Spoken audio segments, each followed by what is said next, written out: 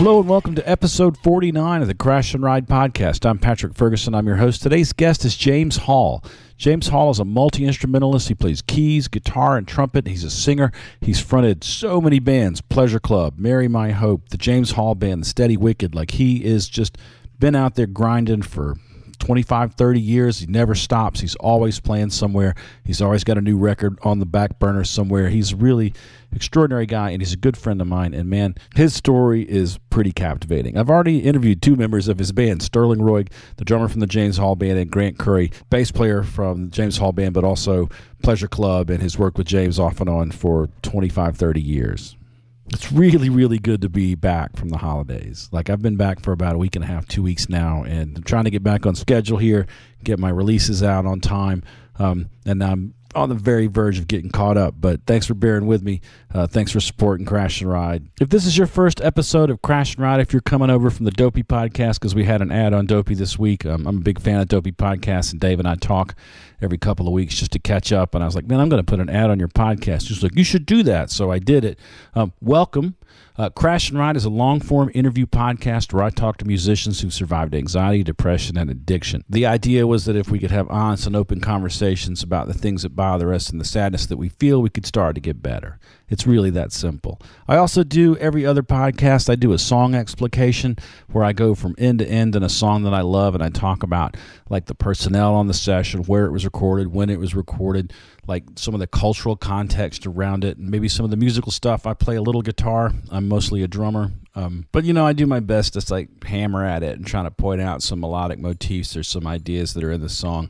Those episodes are going to go behind the paywall at some point. I haven't really gotten around to figuring out how to do that technically. So if you're still enjoying those episodes for free, that's going to come to an end at some point. Just this last week, I did an explication of the song "Quiet Whiskey" by Wynonie Harris, and I would love for you to listen to that, because it's about a jump jive performer named Wynonie Harris, who most people don't know. What are you doing?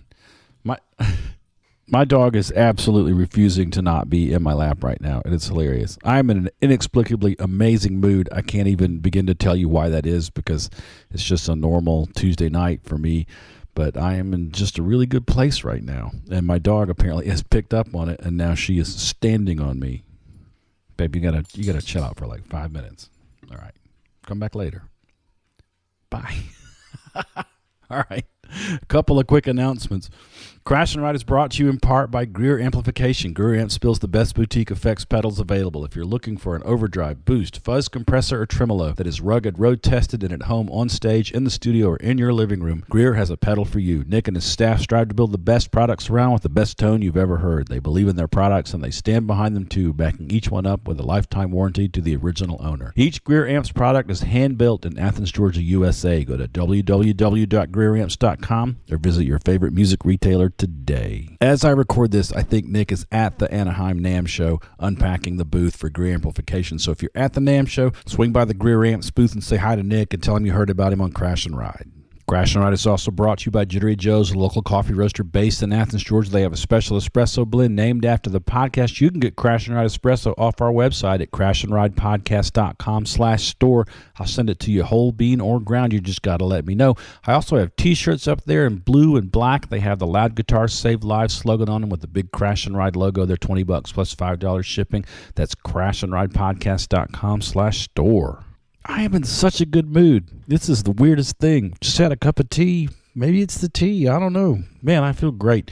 And I'm having like a pretty garbage week. We bought a car, as I mentioned on the podcast a few weeks ago. The engine's already got a rod banging in it. It's probably going to need to be rebuilt. I took it back to the dealer. Fortunately, it was CarMax, and I got like 90 days. But I was like, what the hell, you guys? What the fuck? It's thing is already fucked up. I mean, I guess we'll get that sorted out. Like, for some reason, that's not even like piercing my like happy bubble right now. I don't know what's come over me, but I'm in a good spot.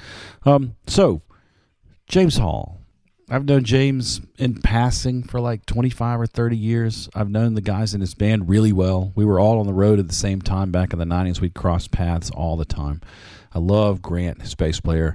I love Sterling, his drummer. James has always been this larger-than-life figure, very much the sort of pure rock and roll icon, and I didn't really get to know him that well until this year. He's done some solo shows with Bruce, who's a sort of collaborator, and and lead guitar player, and together they're just magical. And I got up on stage with them last time they played here, and we played a couple songs together, and it was great. It was then that I was like, hey man, you should come do a Crash and Ride interview. And he said yes. So the other night I left here in the absolute just pissing rain and drove to his place in Atlanta. We sat down in the sort of extra room and talked for a couple of hours, and it was a really good talk. We talked a little bit about his early life and about relocating to Nashville when he was just a kid. And we talked about his record deal and how Katrina completely displaced him, and about being a dad and being a rock guy at the same time. And it was a really, really good talk. And I'm really glad we got to get together. So I hope you enjoy it. Let's jump into our interview with James Hall.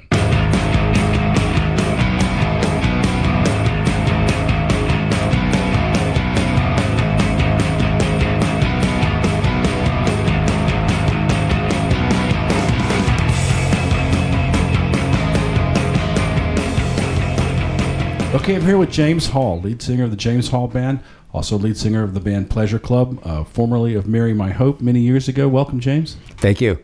You've been pretty busy lately. I have. I stay in motion. Yeah? Yeah, I do. Got some Pleasure Club shows coming up? Got Pleasure Club shows coming out. Got Ladies of shows coming out. I have a band that's kind of largely based loosely from Alabama and Tuscaloosa too as well that gets together and does shows. I've got a Steady Wicked record that's out as of November. So, because it's a couple of bands that I didn't mention in the intro. So let's tell me everybody you're playing with right now. Okay, I am actively playing with Pleasure Club. Got a EP released with them. I've got a band here in town in Atlanta called Steady Wicked, and Steady Wicked has just put a record out in November. And I've got a band of musicians that I work with called Ladies of, and that is largely based in Alabama. Although we've got two guys that are here in Atlanta. How many people in that band? There's about 6 of us. Wow. And then there is a kind of a splinter cell in New Orleans still too left over that I like to get together and play with too when I get down there. Yeah. So. I saw you open for Scott Weiland once, and what band was that? That was, I believe that was the Greater Vavoom. Right. Yes. That was the Greater Vavoom, and that was fun. That was kind of recruited. In the words of Mark Donnells, the guitar player in that particular group, he says, I lost a bet, and so therefore I had to join their band. But that band was a lot of fun, and it was actually a really good thing for me at that time, playing kind of gospel organ for kind of a disco group, or a dance kind of. That's exactly how I remember it. Yeah. So I was there. I know Doug, who was the musical director for Scott Weiland's band, and he quit, I think, 2 years later because the situation had gotten so toxic and crazy, and it wasn't long after that Scott left us. Okay. Is Doug the kind of responsible-looking one with the beard? A friend of mine called him. He looks like evil Dr. Goodtone up there. Okay. But he does have a beard. He usually played in a suit, and I think he played either Travis Bean or an electrical guitar company, aluminum neck guitar. Yeah. Outstanding musician. And I don't remember too much about Weiland's performance at that show, but I remember Dr. Goodtone. The evil Dr. Goodtone, yeah. His guitar always sounds unbelievable, whatever he's playing. I've seen him play like an ES-335, I think, live, and I've seen him play a couple of aluminum neck guitars, and every time I see him, it's just like astonishing. It's what's in the hands and in the heart. Yeah, no, it's true, and he is an amazing guy. So you first sort of came on my radar in Marry My Hope back in the 90s, but before that, you were in Tennessee, right? I was in Tennessee, yeah. I was in Tennessee from about 1976 to 1986. Where were you born? Houston, Texas. Harris County. Sterling, the drummer in the James Hall Band, was also born in Houston, wasn't he? He was also, yeah. But you guys didn't know each other? Didn't know each other then, but, I mean, we were growing up pretty close to one another because both of us were in that kind of Clear Lake City build-out for the late 60s, early 70s. When you say Clear Lake City build-out, was that like a suburb or something? Suburb, yeah. Yeah. And it was pretty much at that time an oil town, right? It was, and really kind of largely still is. It's oil and then Enron, I guess, too. So Yeah. but, So what did your folks do? my dad actually had a master's in engineering from University of Oklahoma, and he was into aerospace engineering. He worked for NASA as a subcontractor through Martin Marietta, and my mom was in nursing school and was a practicing nurse, and they met in Houston and got together there and had me, and moved into the neighborhood that I largely grew up in Houston. My dad got laid off, I think, in 74, 75 again, by General Electric, and was kind of weighing his options at that point as to whether or not to stay on in Houston or to move off. And oddly enough, Sterling's dad was also in oil, and I believe ended up going and working in Saudi Arabia, and that was in the conversation in our home too as well. Oh, really? Saudi Arabia was on the table. That was on the table. Of course, being a kid in that time in 1975, I can't really imagine what the prospects looked like for somebody that was, in his early 30s, like my dad was at that time, and kind of trying to keep a family on track and keep some security going. But he, in his search for work, he met somebody who was working in Nashville for Tom Frist's company, Hospital Corporation of America, and so that seemed like a good company that he went in and worked for as an engineer initially there. So you lived in Nashville as a child? Yes, I moved to Nashville when I was probably 7 or 8, mm-hmm. and that was a bit of an adjustment too as well, getting just kind of acclimating to the kind of from the Texas slang to the Tennessee slang. That's a big change. That was really kind of crucial time in your life. Yeah. A couple things I remember is asking where the bathroom was, and my classmate saying, "Oh, you mean the commode?" and and pointing the way. Yeah. And then the other thing was when he saw my brother, who didn't look like me, but he asked because he saw us together, and he's like, "You and him, Ken?" Right. And I'd never heard that like before. You and him, Ken, and I guess maybe it was the first kind of like awareness of how important context is in terms of understanding. Yeah. Because Yeah. he was pointing at my brother, and my brother and I were together, and this kid knew me from the classroom. Okay, that must mean kin must mean related or brother or something. How many siblings do you have? I have 2 other siblings. I've got a sister younger than me, and then another sister adopted way younger than me. Oh, you have an adopted sibling? 2. 2. Yeah, both my brother and my youngest. Yeah. Wow. Yeah. And so you landed, stranger in a strange land in Tennessee. Yes. And you have to make all the commensurate adaptations to your new life. Mm-hmm. Did you struggle with anxiety, depression as a kid? Not that I know of, and I don't know that I really struggled with that until later. Yeah. If I'm going to talk about that at all, that would be considerably later. At least my awareness of it was later. Well, so I guess I was looking back through old episodes today because I was uploading some stuff to the new YouTube channel, which will be up soon. But I remember in episode 16, I talked to a guy named Patrick Nahoda, who was a wilderness firefighter out in California and is a great singer-songwriter now based in Nashville. And he had been an EMT for years, and he said, kids don't know what anxiety is, but they will tell you, my stomach hurts. Mm-hmm. Okay, I had a lot of that. Did you? And even in Houston, I really did. Just kind of adjusting to being at school, and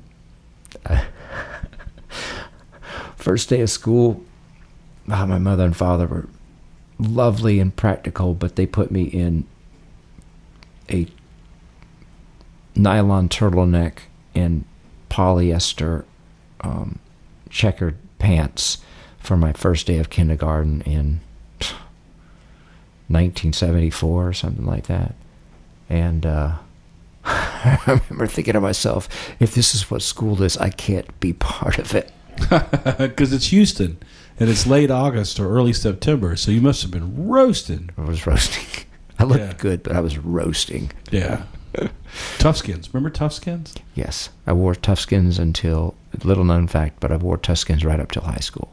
Man, wish I could find a pair of those now. They're tough. Yeah. I don't remember them being particularly comfortable, but when I buy 501s, like, I buy the hardest ones they make. You know? Yeah. They were tough. They had just enough polyester woven into them to keep them, like some of the fashionable pants that musicians wear. Right. Oddly enough. Yeah. Yeah, I remember a lot when I was a kid, just like bailing out of class to go to the school nurse because my stomach hurt because, my family was flying to pieces. And not really having any kind of way of manifesting it other than to say, like, my stomach hurts. Yeah. Yeah. When did music become a part of your life? That's a good question. I had a little bit of an awareness of music from the transistor radio that was kind of in the neighborhood. And so it would be a kid walking around with a transistor radio on it and listening to Goodbye Yellow Brick Road or I Shot the Sheriff by Eric Clapton. Yeah. And then my mother did have Jim Croce's album, and so we heard that, and remember hearing Roller Derby Queen and Bad Bad Leroy Brown and Time in a Bottle and things like that. So those things did speak to me, and then I guess occasionally, my mother and father really weren't active listeners, but occasionally a babysitter would be at our house and put on Mamas and the Papas or something like that and kind of listen through whatever my mother and father had, and that was pretty exciting.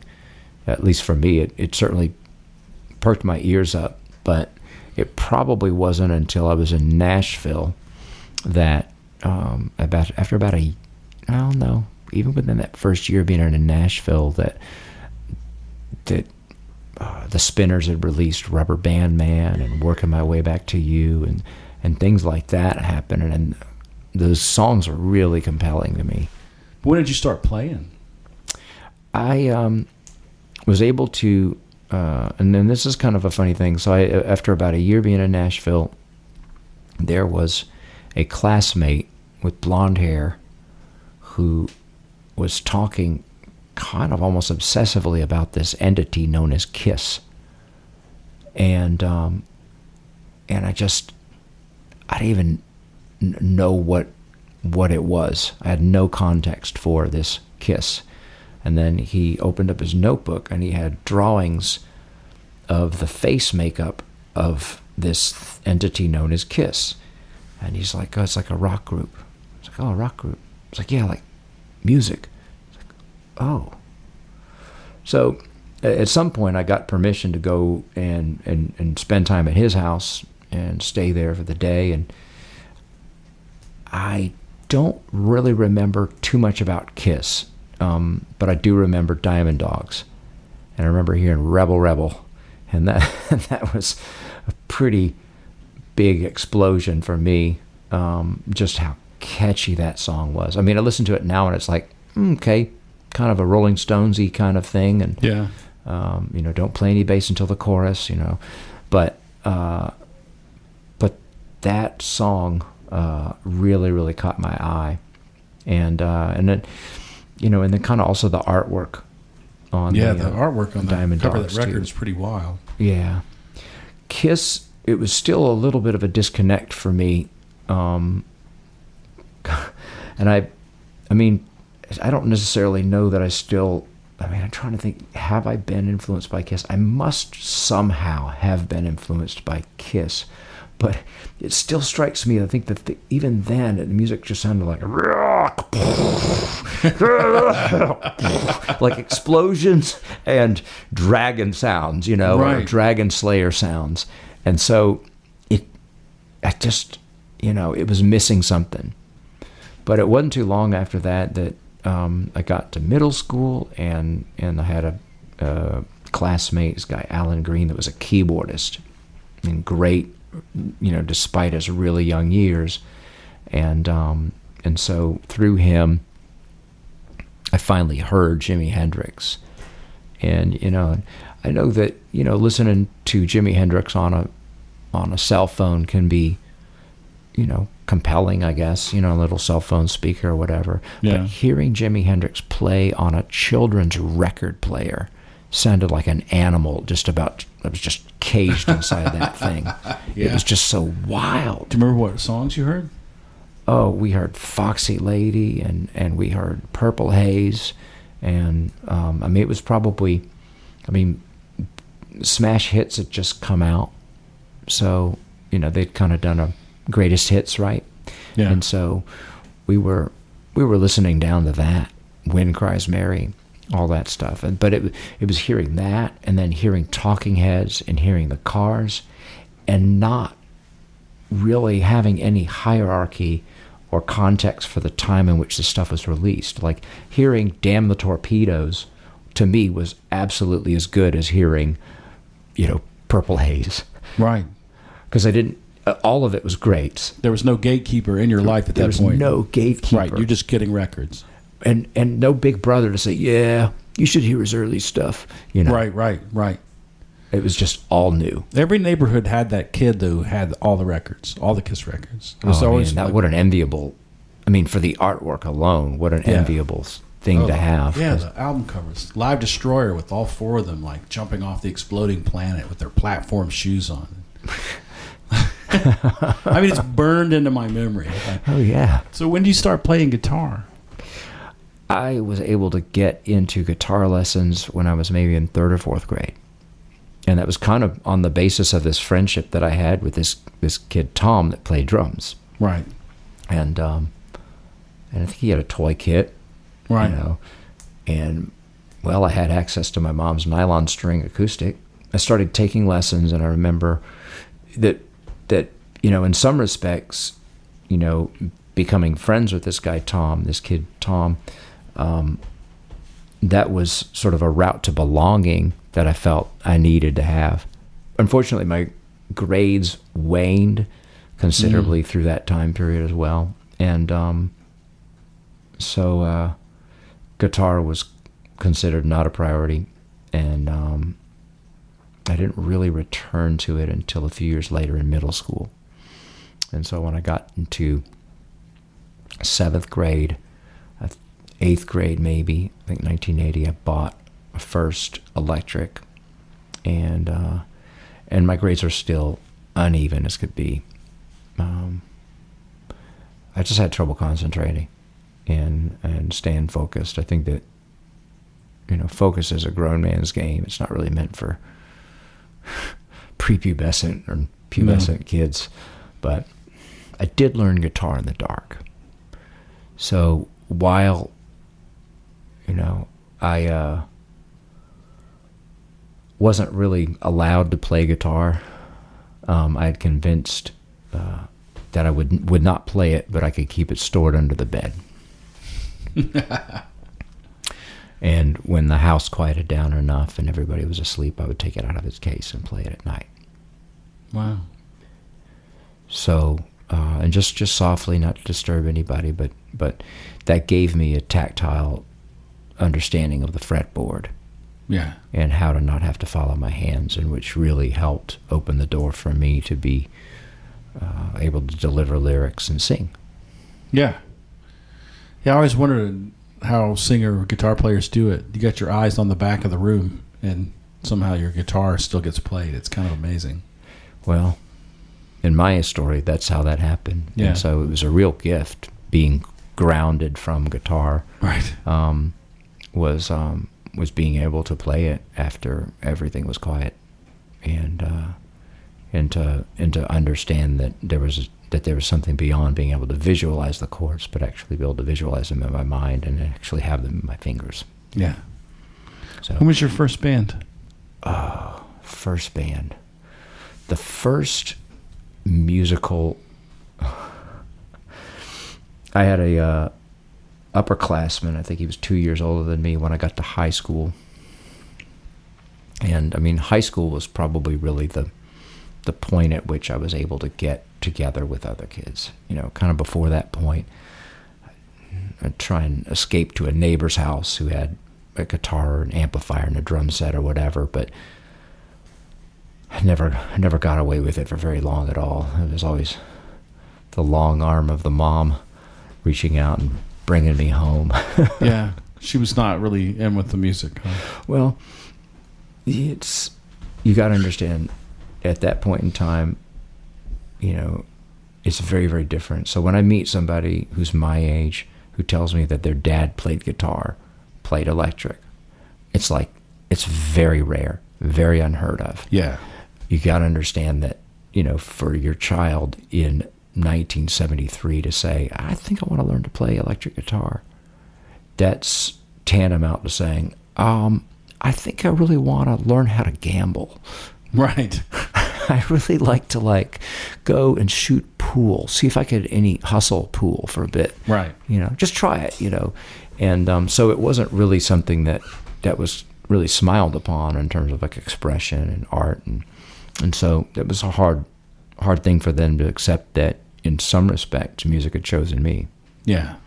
But I had a upperclassman that used to ridicule me at school. I was at a private school at that point, a pretty small school. I was in need of smaller classrooms, increasingly smaller classrooms. And at some point, he probably was uncomfortable around me because even though I tried to dress the part, I had public school written all over me. Yeah. You know, my hair was too long. I looked hippie. It was just not a good fit. Yeah. And this is conservative 1980 Tennessee. Yeah. So, but at some point, I had sat in on the jazz band, and one of his friends was in there playing drums, and he says, that kid can play. And so this kid that was ridiculing me, a couple grades older than me, and he was from Memphis originally, started kind of asking questions. He started saying, oh, so do you like The Who? I said, oh, yeah, I love The Who. You like The Clash? Oh, yeah. Train in Vain? Yeah. Do you like, trying to think, The Pretenders? Oh, yeah. And he's like, do you like Queen? I said, Queen? Just checking. I eventually got invited over to his house, and he had a drum set and an amplifier, so it was very easy to go and play. Yeah. James Honeyman Scott is kind of an underrated guitar player. You know, the Pretenders were a wonderful band. Whenever I learn one of his parts on guitar, I'm like, this guy's a genius. He was great. He was great. He was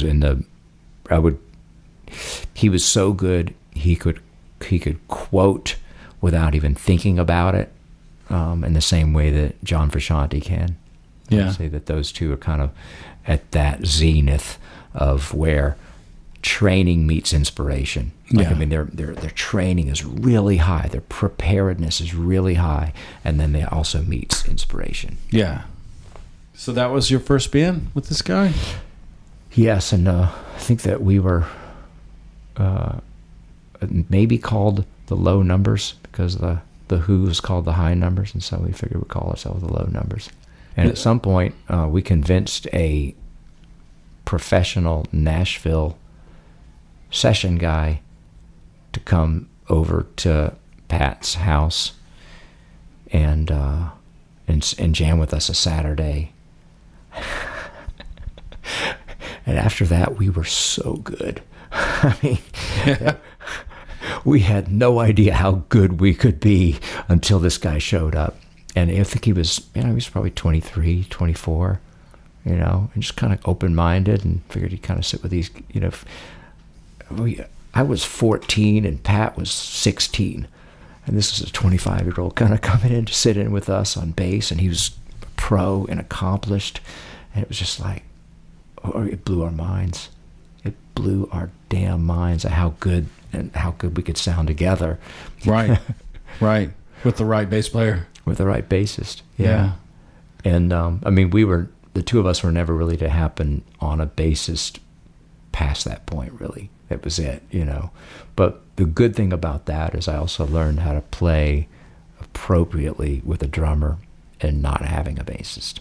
So it's not that bass doesn't make everything better, but I've learned how to carry it off sometimes in some circumstances where it is not so much missed.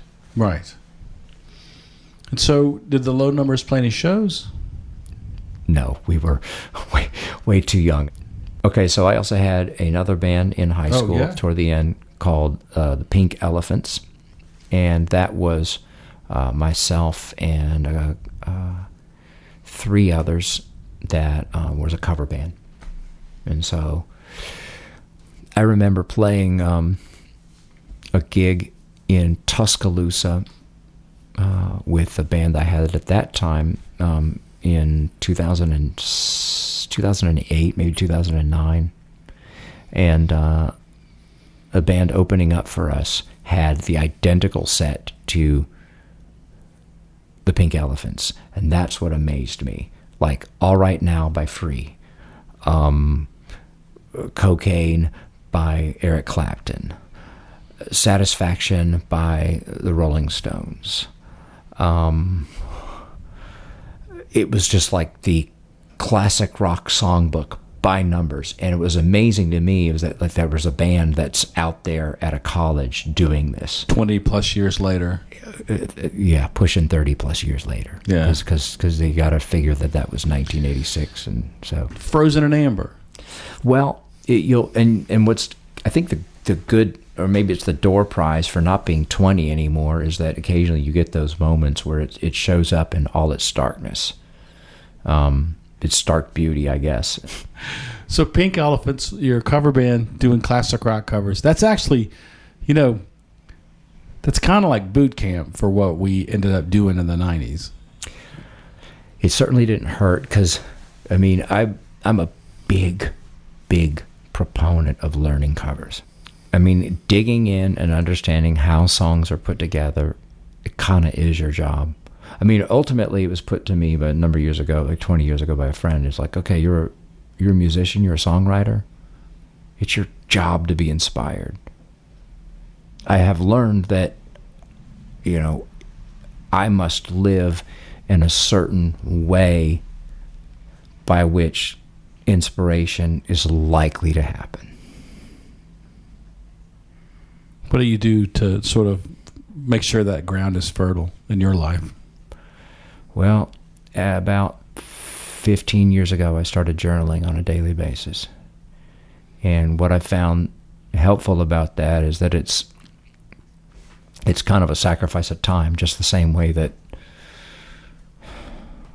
going to a counselor is, right? Journaling allows me to not hold writing at a high risk. Yeah. Because if I've done 2 pages of journaling, if it's shit, I'll change it. Yeah. If I'm going to write a lyric after that, it's not that big of an accomplishment, so to speak. So say, for instance, if you're used to running a mile, on a daily basis, a 50-yard sprint is not going to challenge me necessarily when that need for that happens. Right. Same with freestyle. Like, if you are used to verse and writing verse and delivering verse, having to freestyle, if you're writing the verse every day, having to freestyle is not that big of a shock, not that big of a risk. Right. So it's helped that. What else? Well, okay, that in particular has helped immensely. So it would be from time to time when I would lay off and knock off, and my level of anxiety would ramp up to the point to where I would be at 3 days without journaling. I'd be like, oh, fuck it, I might as well just go back to journaling because it seemed like I was better off anyway. Right. So I returned to that. And what I found is that it allows myself access to myself. I work a job in nonprofit with a lot of volunteers, between 11 and 1,500 volunteers walking through every day. Doing that enables me to not feel like I'm parceling myself out. I've already had time with myself. So by the time that they're showing up on whatever trip they're on, I'm cool with it. Yeah. So you get up super early to journal? I do. What time do you get up? I get up at 5. Every day? It's about every day. I may sleep in a little bit, yesterday. No, I slept in a little bit today. Slept in a little bit. Maybe sleep in a little bit tomorrow. We'll see how it goes. Yeah. But I find that in and around that time when it's quiet, I can get up and be with myself. When did you start that? That largely started in a habitual form in 2005, late 2005. So, which you kind of have to understand that August 29th, 2005 is a pretty important marker. So I was swinging a hammer in New Orleans, and in care for anxiety and depression, and going into counseling, and on Lexapro,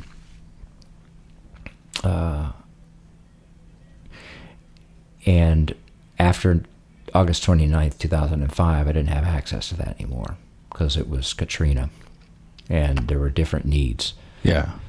So more primal needs. I went off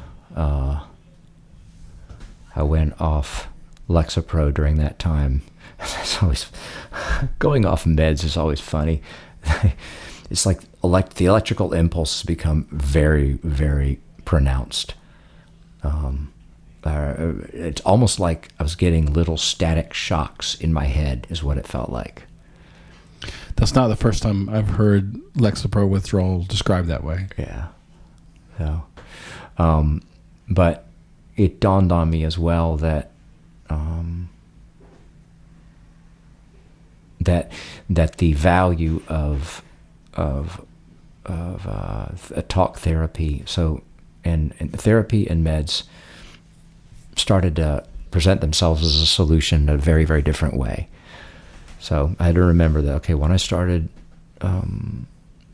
talk therapy and Lexapro, I was working a job landscaping, which is kind of grueling in New Orleans, but I was taking that hard cash that I was making there and paying it to the doctor on a week-by-week basis for the explicit purpose of getting better. So I'm taking sweat equity money and praying at somebody with the intent of getting better. I don't want to drift too far from Katrina, though. So I understand now that you were seeking treatment for anxiety, depression. You're breaking your back doing landscaping in the hottest city in America, and paying the doctor and buying Lexapro. But then the world ends, right? Your city floods. And somehow that got you to journaling, and I want to hear that journey. Okay.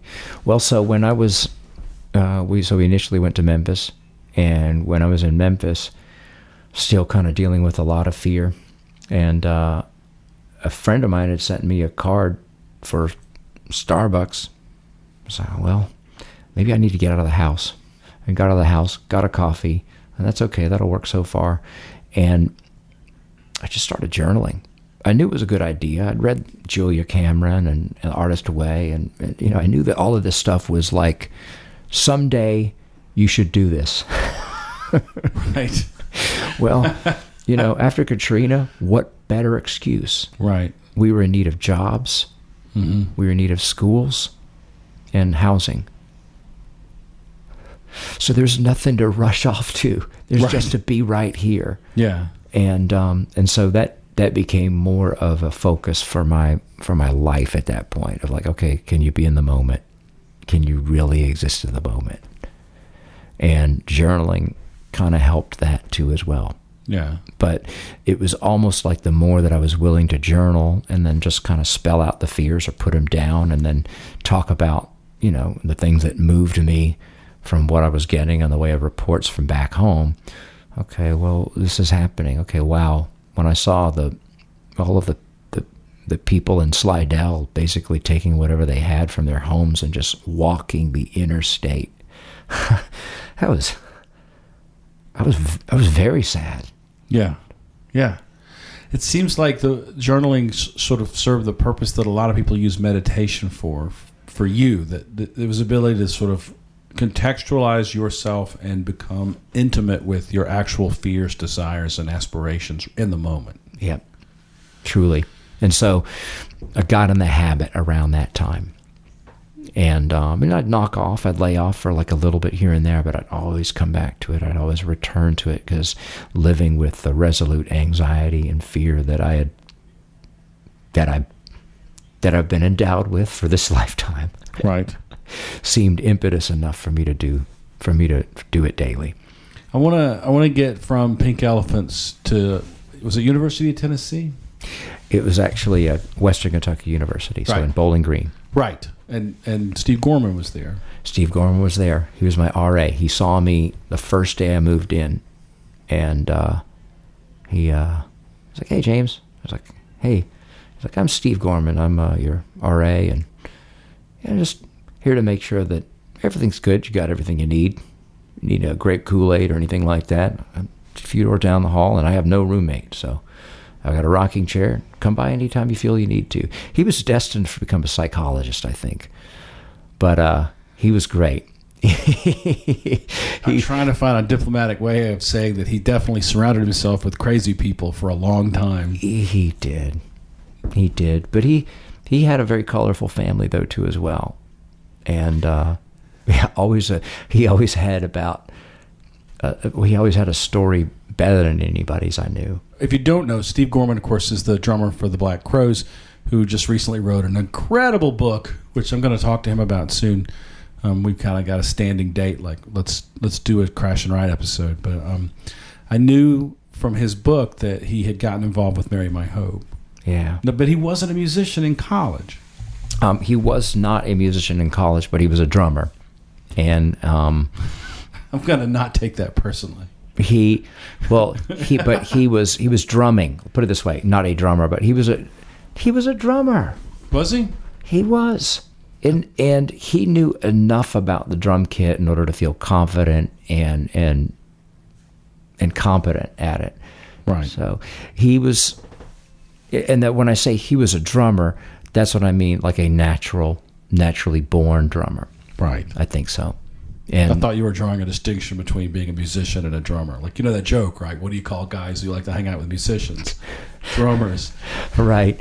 No, I have far too much respect for people that play the drums to do that. And then I've seen so many drummers that are so melodic and colorful what they're playing. So did he get to Atlanta before you? He did. So he left Western Kentucky with, I think, just a few hours credit left for his communications undergrad degree, and moved in with Clint, Chris Robinson, and Sven into a house on Oakdale Street in Little Five, right at Candler Park. And how did Marry My Hope form? Marry My Hope formed out of an idea that Clint and Sven and Steve needed a front man. And Steve had some experience with me from playing shows with the Park Avenue Dregs up in Western Kentucky at the local bar there, at a place called Picasso's. What I remember about Bowling Green is that it was, I was drinking a lot through that time. Yeah. And but yet it was also really, really beautiful country. So you get to Atlanta, Clint, Sven, Steve and Chris, all in one house. Right. So I joined them, and I'm in the room with Clint's kind of floating between that room and his mom's place in Buckhead, and but in the room is Fenn and Steve, and I was really into Echo and the Bunnymen and Smith and Cure and Jesus and Mary Chain, and I remember like bringing my cassettes down and Chris looking in the shoebox that my cassette tapes are in, and he's like, "Yeah, you probably won't be listening too much of that at this house." What were they listening to? Well, what was good about Chris is that Chris had even a greater, more pronounced ADHD than I did. So he would invariably put on John Coltrane and then leave the house. Like, it would be in for 30 seconds. He'd get a phone call. It's like, "Oh, we're going to shoot baskets." Okay, cool. Leave the house. And so I got turned on to a lot of great music just because he didn't have any attention span. And so he'd put on a whole side of Velvet Underground, a whole side of oh, God knows, Big Star, just all sorts of stuff that I wouldn't have heard any other way other than him going to the record store, hearing something that was cool, or liking the artwork, or having a conversation about this artist with somebody, right. Tom Waits, right, and then bringing it home and just kind of putting it on the turntable, and then him leaving. Gorman worked at Wax and Facts, right? He did. Man, there's a conduit to great music. That was a conduit to great music, and perhaps that was more of a how would we call it, a gentle, suggestive nature to getting Chris to listen to different stuff. Right. But I remember so many records I would be listening to, and I'd be sitting there, and I kind of resent the fact that Chris was playing it so loud in the living room, because you can't talk over anything at that level. But then when he'd get up and go somewhere else, or disappear, or whatever, run off to do something else, I heard a brilliant album side. Right. I thought of myself as a grown-up, but I mean, I was 19, 18. So, we were pretty much babes in the woods here in Atlanta area. We weren't much older than the kids that were in high school. Right. And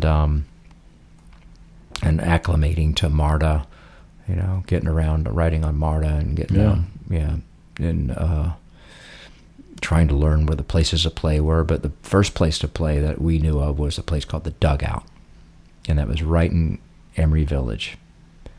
And we go down there and either see shows. I saw Alex Chilton play there. I saw Think Jet play there. I saw Mercyland play there. I saw Barbecue Killers play there. I saw YUR play there. I saw the Grapes play there. I'm naming off a bunch of bands that are probably not resonating with anybody, but they are with me. I mean, I know all those bands. Okay. Yeah. And Chris and Steve were always playing basketball together. And at some point, Chris appealed to Steve to join Mr. Crow's Garden. Right. Which later, as you know, became the Black Crowes. Right. But he was in Marry My Hope. But he was in Marry My Hope. In his book, there's a flyer from his first show, and it's May 30th, 1990 something. Yeah, 1980 something. 80 something. I just remember that because May 30th is my birthday. Okay. Yeah, that would be May 30th, 1987. Yeah. And that may have been, was that with Marry My Hope? Mm-hmm. Okay. That was my first show. Yeah. Yeah, first show with Marry My Hope. And I think I wore a Priest's shirt for that one there. Coming in hot, man. Yeah. So how long was Marry My Hope together? Marry My Hope was together for probably 4 years, but with me as a singer, almost 3. There was someone before you or someone after you? No, someone after me, yeah. Yeah. A friend of ours, a guy named Jeff Williams, that joined the band as Carl Vone and played and toured with them sometime after that. He used a pseudonym? Yeah. I think that, God knows, by the time we hit 1990 and the band was, I don't know, do I we were having trouble.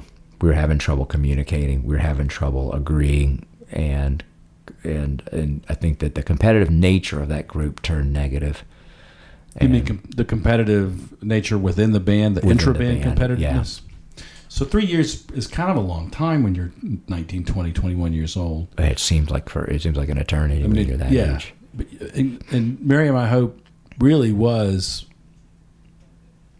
nuclear hot for a minute in Atlanta.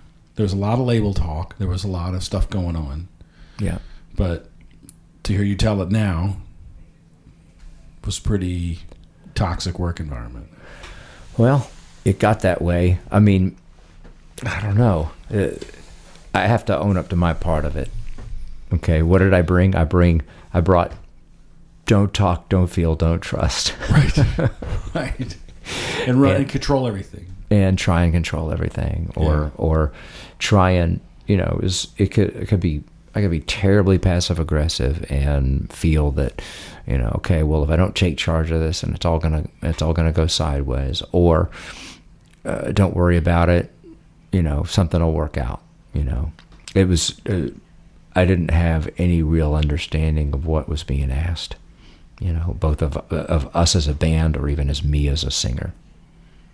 So after about 3 years of Marry My Hope, I go back to Nashville and get a job, work in a restaurant on Elliston, and saving money, paying rent, and then moved to New Orleans. How long were you in Nashville in the gap between Atlanta and... I was in Nashville until from about May till about September, and then moved down to New Orleans. And I didn't really know anyone there, and I moved to a pretty much of a flop house motel called the Hummingbird Hotel. You lived at the Hummingbird? I did initially. I've eaten at that little diner there a million times. Yeah. It was $15 a night back when I moved there in 1990. Wow. And it was, well, it was. I remember ordering, thinking in the middle of the night one night, I think I wanted to have oatmeal, and I asked, "Well, how's the oatmeal?" And our waiter, that time, he says, "I don't recommend it." That's kind of how I feel about staying at the Hummingbird. Right. I don't recommend that. Yeah. So, but I, basically all of my belongings in the station wagon that I'd kind of brought from Nashville, the station wagon that I grew up in, basically down from Nashville down to New Orleans, and I had it in an overnight garage, and then after getting on the payphone with the classifieds and trying to find out where I wanted to live and what my options were. Thankfully, Sean had a friend there. Sean Dunn? Sean Dunn had a friend. Did you know there. him from the Blood Poets? I knew him from the Blood Poets and from working at Metronome Music in Atlanta. And that was right over in Ansley Mall area. And he and I hadn't really talked too much until kind of that last year I had in Atlanta. But I was asking him a bit about New Orleans, what it was like growing up there, and I heard back from Sean, and he says, "Hey man, I got a friend down on Magazine Street. You should call her up. Her name's Cheryl." And so went over to her house and actually was able to use Cheryl that Sean eventually married. Cheryl that Sean eventually married. Wow. Small world. Small world. And in fact, when I was able to take a look at the place that was basically opposite a girls' school from where she was living, I moved in there, and Cheryl and I became fast friends. We really did. And both of us were lonely. Yeah. Both of us were strangers in a city. Was she waiting tables at... She was waiting tables at the Bluebird. The Bluebird, yeah. Yeah, I think she was doing that at that point. And then it wasn't long before I was renting a rehearsal room at Jimmy Robinson's place over in Mid-City. and then starting to get together with drummers, book gigs, and at that point in time, I was doing mainly acoustic gigs, but having a drummer is amplify the guitar, have it real loud. You were playing an acoustic through 2 amps at that time, right? I was playing an acoustic through 2 amps, so you saw that. Oh no, I've interviewed 2 other members of your band. Okay, that yeah, and they all talked about what a remarkable sound that was. In presentation too, I'm sure. Yeah, these were amplifiers that were rated for roadies, strong roadies in 1970. Right, and so Ampegs. Ampegs. Yeah. 2 half-stack Ampegs. And Jesus. Yeah, it was quite a presentation. Yeah. But yeah, I had a Yamaha acoustic that had a pickup, sound hole pickup in. I'd run those 2 amps, and it's quite a sound. Red Label? FG 180s or whatever they are? Yeah. Those Yamahas, that's the Elliott Smith guitar. They sound great. I mean, last night so I just sold an enormous lot of 78 RPM records to a guy, and I walked into the room where he keeps his records, and there were 26 acoustic guitars. Wow. And the one on the stand by the couch was one of those Red Label Yamahas. Yeah. And I said, I love those guitars. Yeah. And he said, there's a lot of guys that will fight you over this, but I will say that those guitars sound better than the Martins that were being built at the same time. Wow. Well, it's still in the family. It's in the possession of Michael Jerome, that same guitar. Oh, yeah? Mm-hmm. He's a phenomenal drummer. Well, just after Katrina, what do I want to hang on to? What do I want to keep up with? What do I feel that I have to absolutely have? Nothing will Marie Kondo your house like having to run out of it in a disaster. Well, the faith that developed upon that was that I have everything I need. Yes. To be happy, joyous, useful, and free. And during that time, I said to myself, if I ever forget that truth, then catastrophic loss once more will well be worth it. Yeah. And so, and that says to me too as well that okay, if your day requires that you have a hammer, and I have a hammer, and I'm not using it, take this hammer, because even if I need that same hammer or a hammer at 5 a.m. the following morning to crush a bug or whatever, right, something will work out. There's always a shoe. Or shoe. Yeah. But that became more my faith basis that the universe typically delivers what I need as opposed to the thing I hate. Yeah. I lived many, many years thinking that, the universe is here to deliver things I don't want or don't need. And that's a heavy contract with the universe. Yeah. So there was a palpable sense when you left Atlanta and left Marry My Hope, like James has gone to do his 40 days in the desert. And I remember this, and people were like, he's in New Orleans. What's he doing in New Orleans? Well, it's where all the voodoo music is in New Orleans, Mm-hmm. And then you meet Grant Curry, and you start the James Hall Band. Mm-hmm. So you got your voodoo music. So, Lynn Wright moved down to New Orleans not long after I did. How did you know Lynn? He was in Atlanta? He was in Atlanta, yeah. And then so Lynn, Sterling, Grant, and I all started rehearsing at Jimmy Robinson's. We had a half warehouse space. And we started rehearsing in that room down there. But it initially started as myself, and then a drummer, and then myself, and then Lynn. And then I think Grant saw the 2 of us play with a drummer. There's kind of a pickup drummer, this guy named Cosmo on drums. And Cosmo, who did have ties himself to Athens too. So, but, and Grant saw the show and he's like, look, this is great. This needs nothing. This doesn't need bass. But If you're thinking about adding a bass, I'd sure like to give it a shot. Yeah. And he said that, and then God knows at that point in time in my life, I was so emotionally checked out. And I said, well, that'd be the most logical, natural next step, right, in my cool way. But do you find that's a recurring theme, at least up to that point, of how you dealt with anxiety and trauma, was to just check out? Oh, yeah. I mean, it's. I remember a friend of mine, probably 7 years ago, asking how I felt about something, and I had it was like he might as well have asked me that in Mandarin. I don't speak Mandarin, but I'd never really considered how I feel about something. And where do you think that impulse comes from?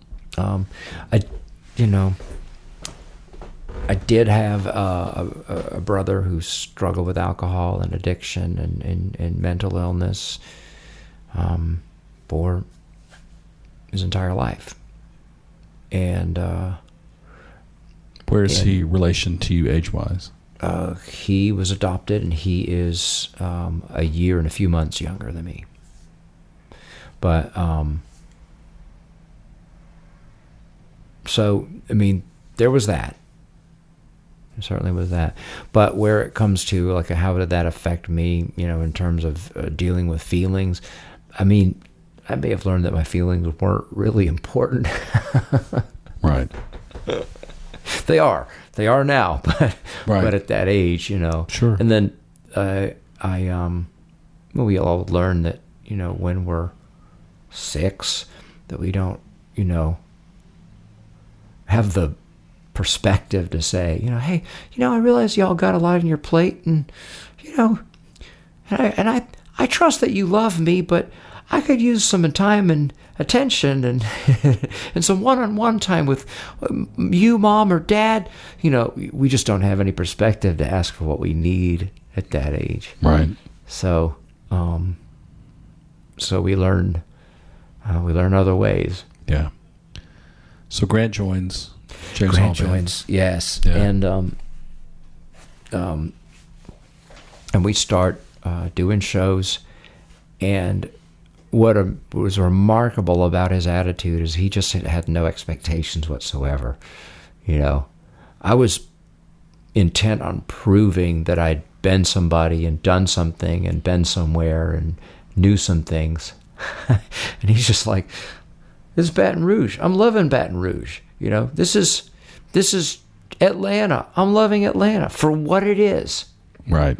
So he was one of the important portals to enjoying the moment. Yeah. Yeah. He's a wizard of portals to higher understanding.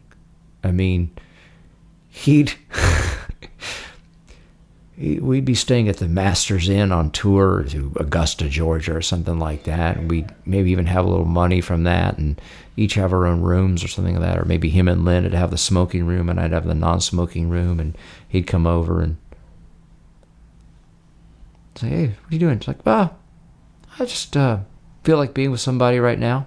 Like, I'd never met anybody that could be that honest. Yeah. He's always very present, and in his, he can tell you, Grant can tell you what Grant needs. Yeah. What a gift. Yeah. That was the right person at the right time for where I was at. Yeah. And still is. Do you remember the show coming back to Atlanta, the Point show? The show coming back? There was all this expectation. I remember this. You'd Marry My Hope. You left Marry My Hope, gone to New Orleans. People were starting to hear rumblings that there was a new band. Yeah. And this was right after the accident, the Jody Grind accident. It was a very heavy weekend. It was right after Easter of, 91? Yeah. Yeah, it sure was. I sure do remember it. And I remember, not even feeling like playing. I think we even played a Sunday night or something like that. It was something crazy. And everybody was mourning it. Deacon Lunchbox, peers, but more so than that, really, really valid, unique artists. Yeah. That weren't going to come home. Yeah, so I guess for a second I got out of my head and forgot I wasn't just talking to my friend James, but I guess this was 1991. There was a band from Atlanta called the Jody Grind, and Jody Grind often toured with this performance poet named Deacon Lunchbox. Timothy Tyson Rutmer was his full name. And Kelly Hogan and Bill Taft were the singer and guitar player in that band, and decided to stay in Pensacola after the Jody Grind played there the weekend before Easter so they could buy fireworks in Florida, because fireworks were not legal in Georgia at that time. And the rest of the band, which was Deacon Lunchbox and the bass player and drummer at that time, decided to drive back to Atlanta. And sometime in the wee hours of the morning between Montgomery, Alabama and Atlanta, another driver in an RV crossed the center lane and hit them head on, and everyone in the van was killed. And that was Saturday night. And then the James Hall Band plays the Point Sunday night. Yeah. And all I remember is that, like, I felt terribly inadequate. Like no music seems like the appropriate thing in that instance. The whole community has been emotionally leveled. Yeah. And so I do remember calling for at least a moment of respect and reflection and silence before playing our set. I felt at least that much was appropriate. Mm-hmm. And then we had, I think we just started performing the song we had called Criminal Hero, which is, do you remember the stars that used to shine in the city of broken dreams? Do you remember the lovers that would have died for each other to set their hearts free? Do you enjoy your face in the mirror, or is it just a beautiful lie? Have you ever wondered, is it a stranger talking in your voice when you sleep? That seemed like okay to go with, and are you alone in this age of ice?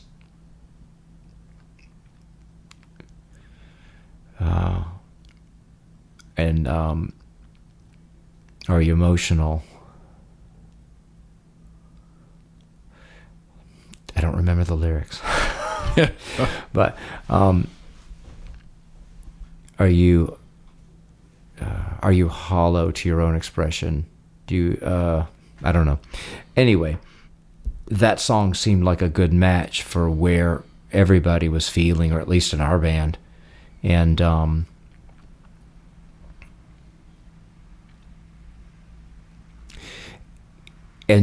that song is, the best I could do because I'd heard Heroes, the song by Bowie, before, but I didn't have the record, and so I was trying to recreate it from memory. And but I'm pleased with how it came out, and it's a statement unto itself. Mm-hmm. But kind of the phased guitar and how we'd play it live was definitely my attempt at kind of recreating a memory that I have of how brilliant a song called Heroes was, even though Criminal Heroes a bit more Taxi Driver. Right. But that was a heavy night. There was a lot of buzz about the new James Hall project. And then you did like that tour, which is, I recall from talking to Grant about it and Sterling, that it was Atlanta and maybe Birmingham and one other show, and back to New Orleans, and then you guys started working on planning the next move. No, we got back to New Orleans and started planning an album. Yeah. And we worked on it with Brian Harden, who was from Nashville, but Frank knew him from Washington, D.C. area. And Brian Hardin was very, very, very, very serious about combing through the songs. And then for my own part, I was also at a point where I was starting to become a little bit more open-minded about how songs are arranged, how songs are presented, although I was still deeply attached to controlling the process. Yeah. But part of it was me wanting to see, okay, well, can I do it?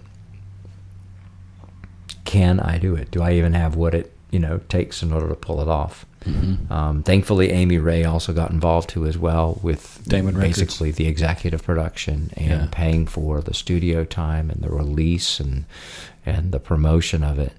And I mean, that was great to get to know Amy and Emily a bit.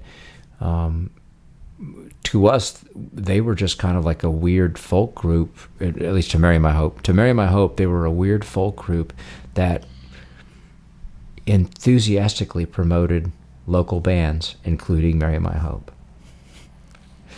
And they were champions. Absolutely. Damon Records was the springboard for a bunch of great music. And their songs. Their songs. Yeah. And the other thing is I got a chance to do shows with them because they were always bringing out whoever. They were open-minded, whoever. They did not have to have the Indigo Boys open up for the Indigo Girls. They could have anybody they wanted to, and it didn't matter whether it was live and loud or creative or with horns or whatever. Mm-hmm. They were just so open-minded. But they were really, truly fans of music and really open-minded about stuff. And it was a lot of good memories of like doing stuff with them and touring with them. Yeah.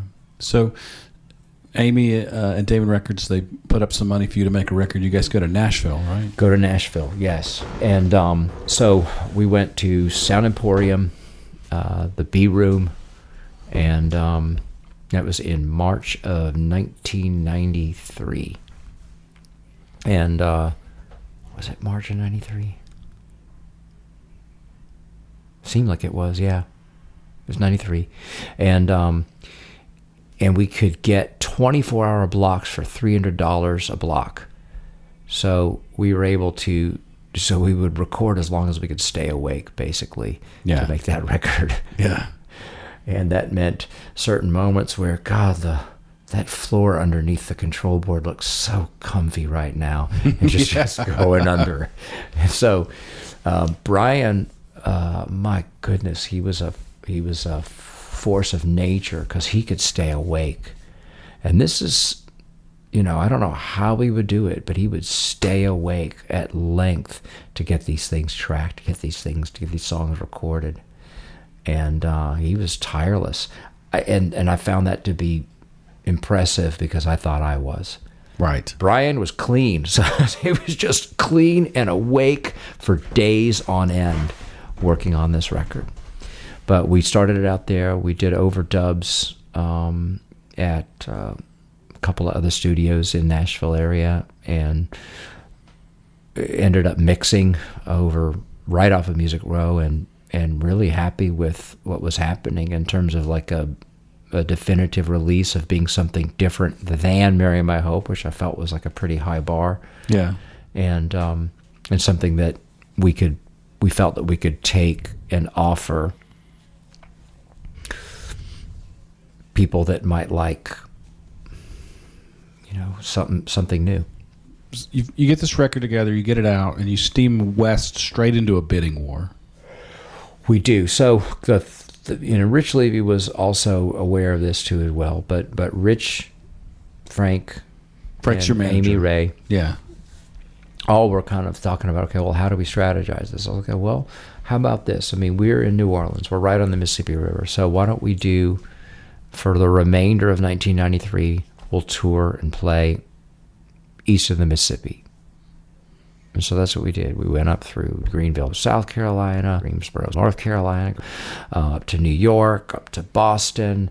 I mean, we played, everywhere that was really available to gig at that point in time. and then came over to Chicago, came back down. But we tried to like get as much activity and as much going east of the Mississippi as we could.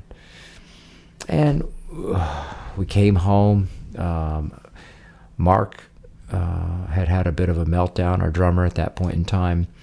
Sterling was offered a spot back in the band. Mm-hmm. We started rehearsing in,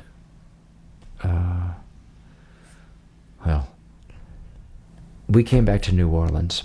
I went right back to work in the hotels.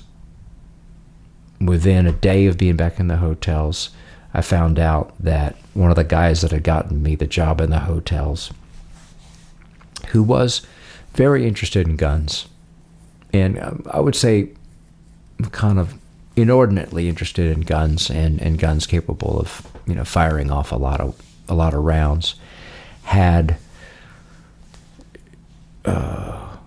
shot his common law wife, her son, her daughter, their twins in the crib, her and himself, and basically just had a massacre right over off of Frenchman Street. So I'm like, back in New Orleans, back in that thing, back in that heaviness. And New Orleans carries a lot of heaviness. It does. Yeah. And it's not that I don't want to do music anymore, but I was coming back to like an unfortunate reality. In fact, you know what? There's many, many times where I come back to New Orleans and it would be like, oh, you didn't hear? Oh, yeah. That girl that lived over there, she hung herself. She got her bike and, hung herself from the chandelier. She's gone. And it's that city, well, has a lot of exposure to it. Has a lot of sensitive people there, and it can be a heavy culture to grow up in. Yeah. And so meet with Sterling. We start rehearsing. It's getting into January. We're starting to get out of winter, and we started going, okay, look, it's time to head out. So we hit the road in 94, and we head across Texas, playing shows out there, and we get to Tempe, Mesa, Arizona, and A&M Records representative there, Emily Kay's there, and she's loving it. She's loving the record. And then by the time we get to Los Angeles, Emily and Mark Williams from Virgin, and there's other labels that are expressing interest all showing up at the shows. and we've gotten really used to being nobodies. Right. Yeah. So this was a little odd and arguably intoxicating. And we're staying with friends in Pasadena and heading into town, and the van's kind of starting to give out a little bit. And so we're, and my amplifier's starting to give out a little bit. And so we're all kind of adjusting to, okay, this is where we are. And so by really the third gig in Los Angeles, we had a full house at the Viper Room. And there was all sorts of people that were interested in signing us. So, but we had a tour. Mm-hmm. And so we continued on with the tour, went up to San Francisco and then worked our way all the way up to Seattle,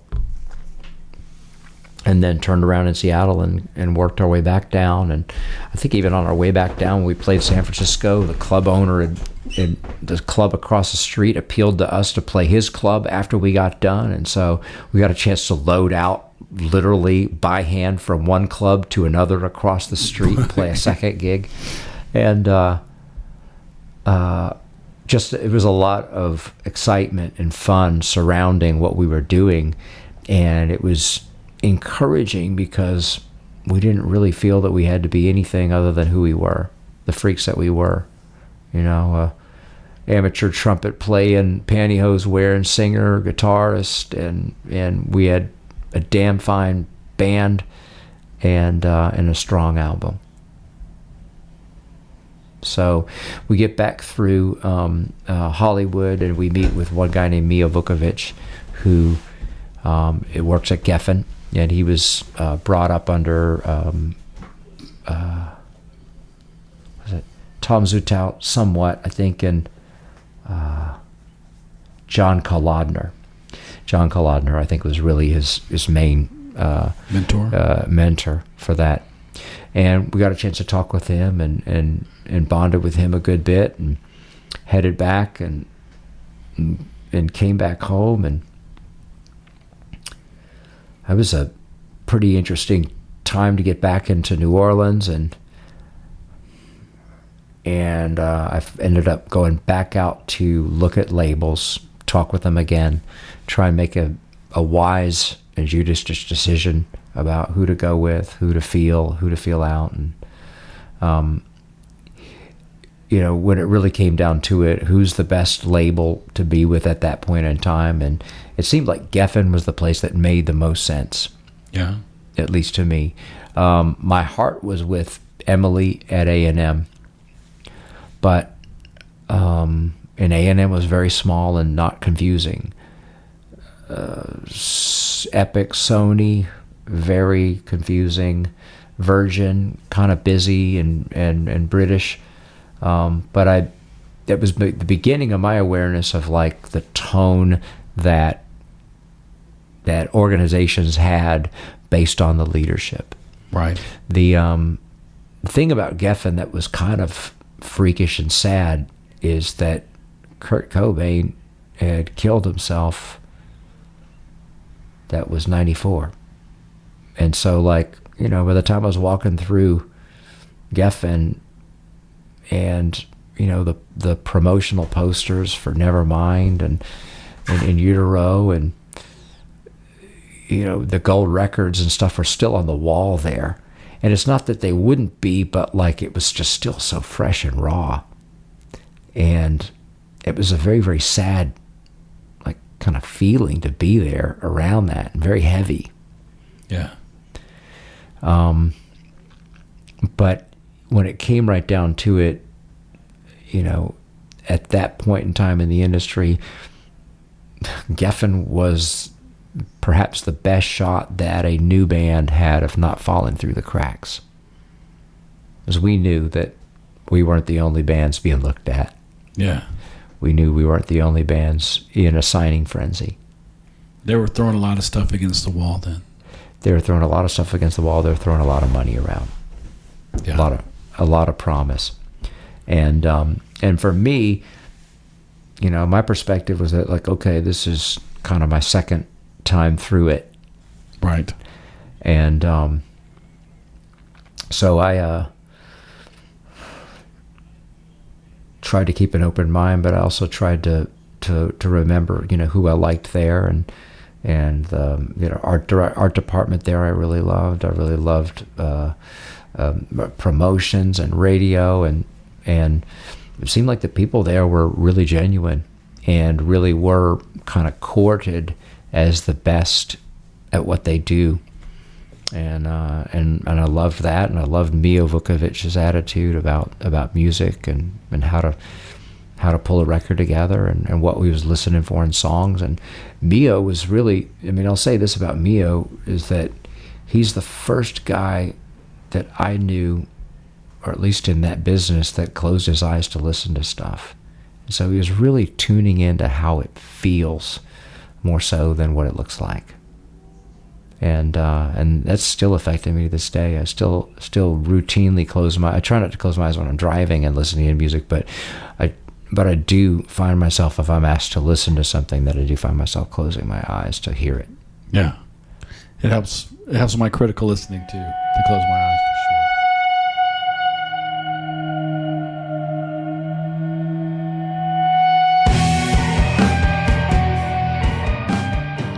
The Crash and Ride podcast would like you to know about a new industry-wide initiative focused on mental health called Backline. Backline is a hub for artists, industry professionals, and their families to quickly and easily access mental health and wellness resources. Backline has partnered with leading support organizations and care providers to streamline access to services specifically geared towards the music industry. Go to www.backline.care to get the support you need to thrive both on and off the road. The way Backline works is you contact them either through their 800 number or through their website, and they assign you a caseworker. That caseworker is familiar with healthcare resources in your area. So if you call them from San Antonio or Austin or Buffalo or Pittsburgh or Athens, Georgia, they're going to know how to contact people in your area who could help you get therapy, get other resources, maybe get meds if you need them, get into rehab, get a sober companion for touring, whatever you need to get better. Backline has access to those resources. For example, like if you call from Athens, Georgia, they're going to plug you into NutriSpace. NutriSpace is a nonprofit musicians' mental health resource based here in Athens, Georgia, where you can go and get referrals for subsidized therapy, so you can maybe talk to someone for like $15 an hour. That's what it cost me when I went. NutriSpace also has encounter groups for like suicide survivors. They have AA and NA meetings there. They have dentists come in and check people's teeth like once a year. You can get a hearing screening there. NutriSpace is a fucking miracle, and I'm really glad it's here in Athens, Georgia. Go to nuci.org. That's nuci.org for more information, or call 706-227-1515. And finally, if you're struggling with anxiety or depression and you're contemplating self-harm, you can call the National Suicide Prevention Lifeline at 1-800-273-8255. It's 24/7. It's free. It's confidential. They have trained volunteers to talk you through your crisis. That's the National Suicide Prevention Lifeline at 1-800-273-8255. Or go to suicidepreventionlifeline.org. All right, let's jump back into our interview with James Hall.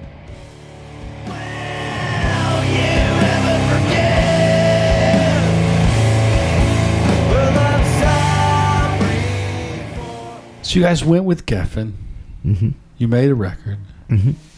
We made a record in 1996 up in Pennsylvania.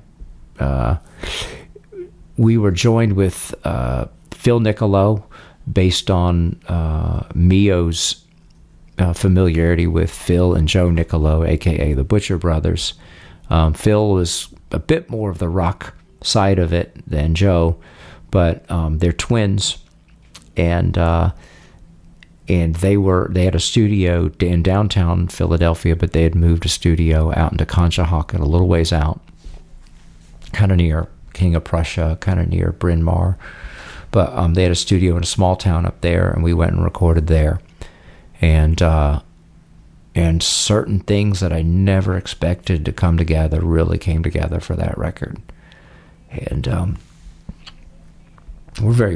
I still am proud of that record, even though I didn't necessarily love the running order. But to me now it makes total sense. But it's a wild and diverse record. And it just, I made each album as if it was going to be huge. Right. And but I also know that it's been argued many, many times by more than just me that I'm lacking perspective. What does that even mean? Well, we'll put it this way. In 2000 or 1999 or sometime around there, I went and worked with Jay Joyce. I was asked to work with this guy, Jay Joyce. Go to a studio in Nashville. He's a good guy, and he's got this band called Iodine, and I don't know, it's kind of a new wave kind of thing, or kind of alternative rock kind of thing. Maybe you go up there and record with him. So I go up there and record with him and work on a few songs, and songs are kind of finished. I just kind of, sketched the lyrics out pretty rapidly and recorded it, and he was, he was pretty open-minded about stuff. He's like, man, it sounds like your songs are there. I was like, oh, okay.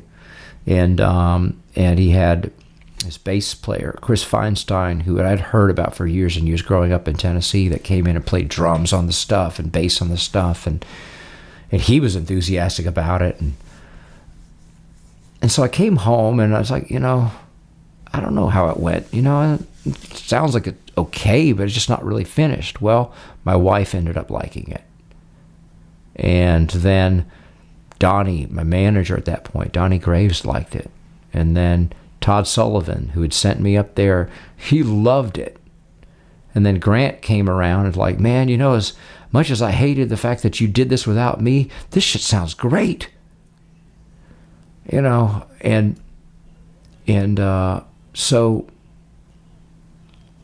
I kind of lived with that reality for a little bit there. And to me, it just sounded like kind of unfinished business. And then, my manager at that point, Donnie, said to me, he's like, James, let me give you a little bit of managerial advice. He said, if your A&R is like blaring your most recent demo so loud that he wants everybody in his wing of the division to know that you've got some great new stuff happening, don't go fixing it for him. So that becomes the brilliance of being wrong, right? Right. And that becomes the opportunity that being wrong or misinterpreting or not having perspective or being too close to it lens. Yeah. It creates a great opportunity to be wrong. I feel like, so your Geffen record came out, and then you guys spent like 2.5, 3 years on the road, right? Like, we actually did not. Now, we were able to tour pretty evenly.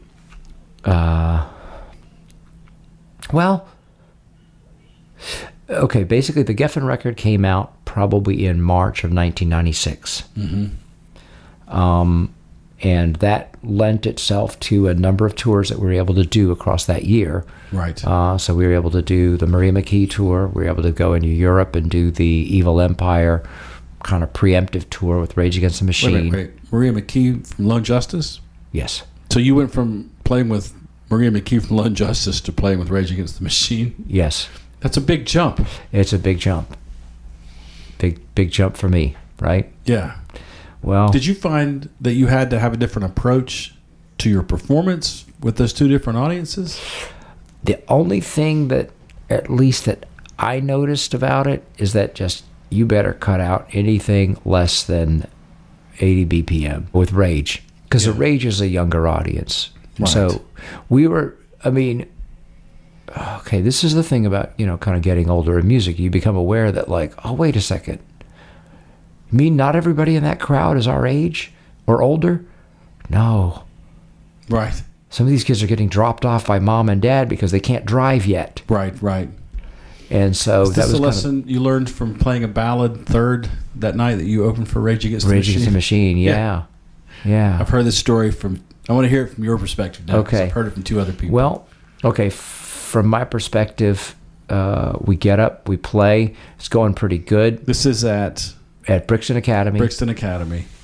Yeah, so Brixton Academy is a large hall. Opening for Rage Against the Machine. Soccer game that day, right? Soccer game that day. Yeah, so we had the Yabos. Right. All out. Been drinking since noon. Ready to see Rage Against the Machine play. And I think that they just didn't really want to necessarily see us. And so people were throwing beers, quarters, whatever. Or not quarters. Pound coins, right? Yeah, pound coins. Yeah. And those are thick. They can hurt you. They can hurt. And we're getting pelted with all that sort of stuff. And then we get sensitive a bit and play, Illingness or, Morning Lust or something like that. Both great songs, but just not what they wanted to hear. Right.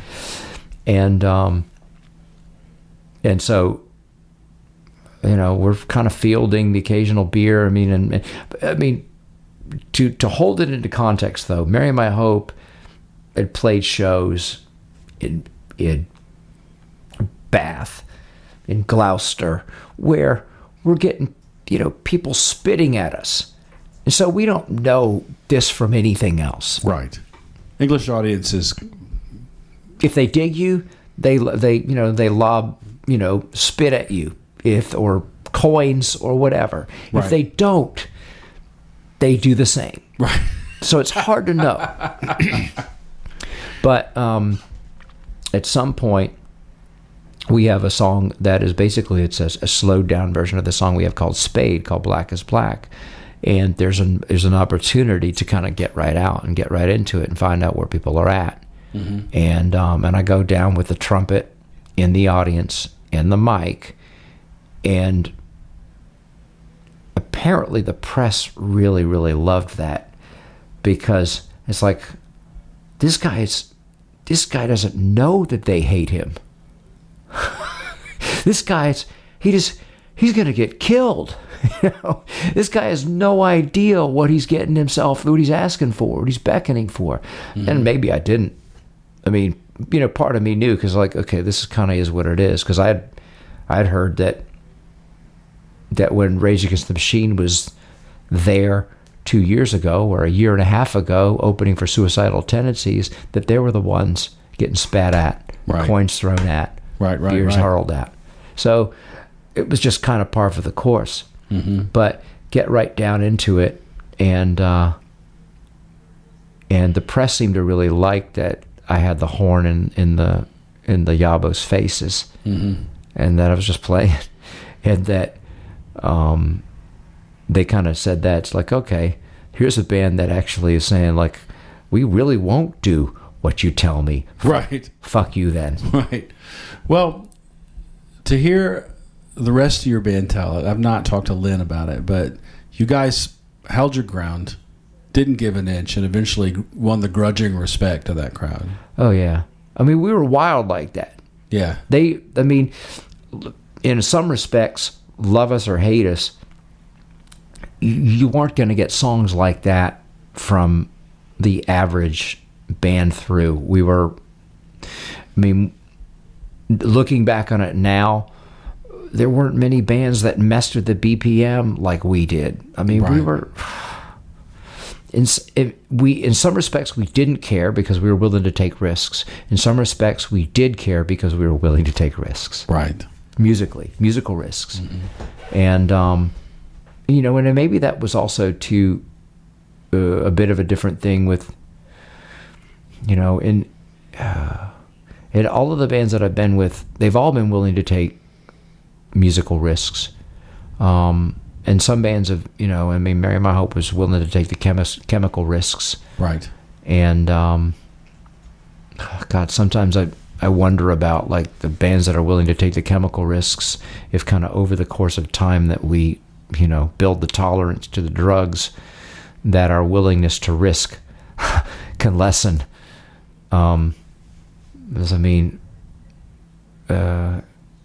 It's almost like as soon as you need money, we hedge our bets. And I'll say this, to that particular band, that particular version of James Hall, credit, like, we were interested in what we were interested in, and we just didn't beg to be loved. Yeah. We weren't willing to just kiss ass in order to sell records. Maybe we knew in our guts that we would find that highly disorienting. Right. And because at that point, like I know that there's the argument, well, as soon as you release your music, as soon as the music leaves your head, it's already a compromise. But for us,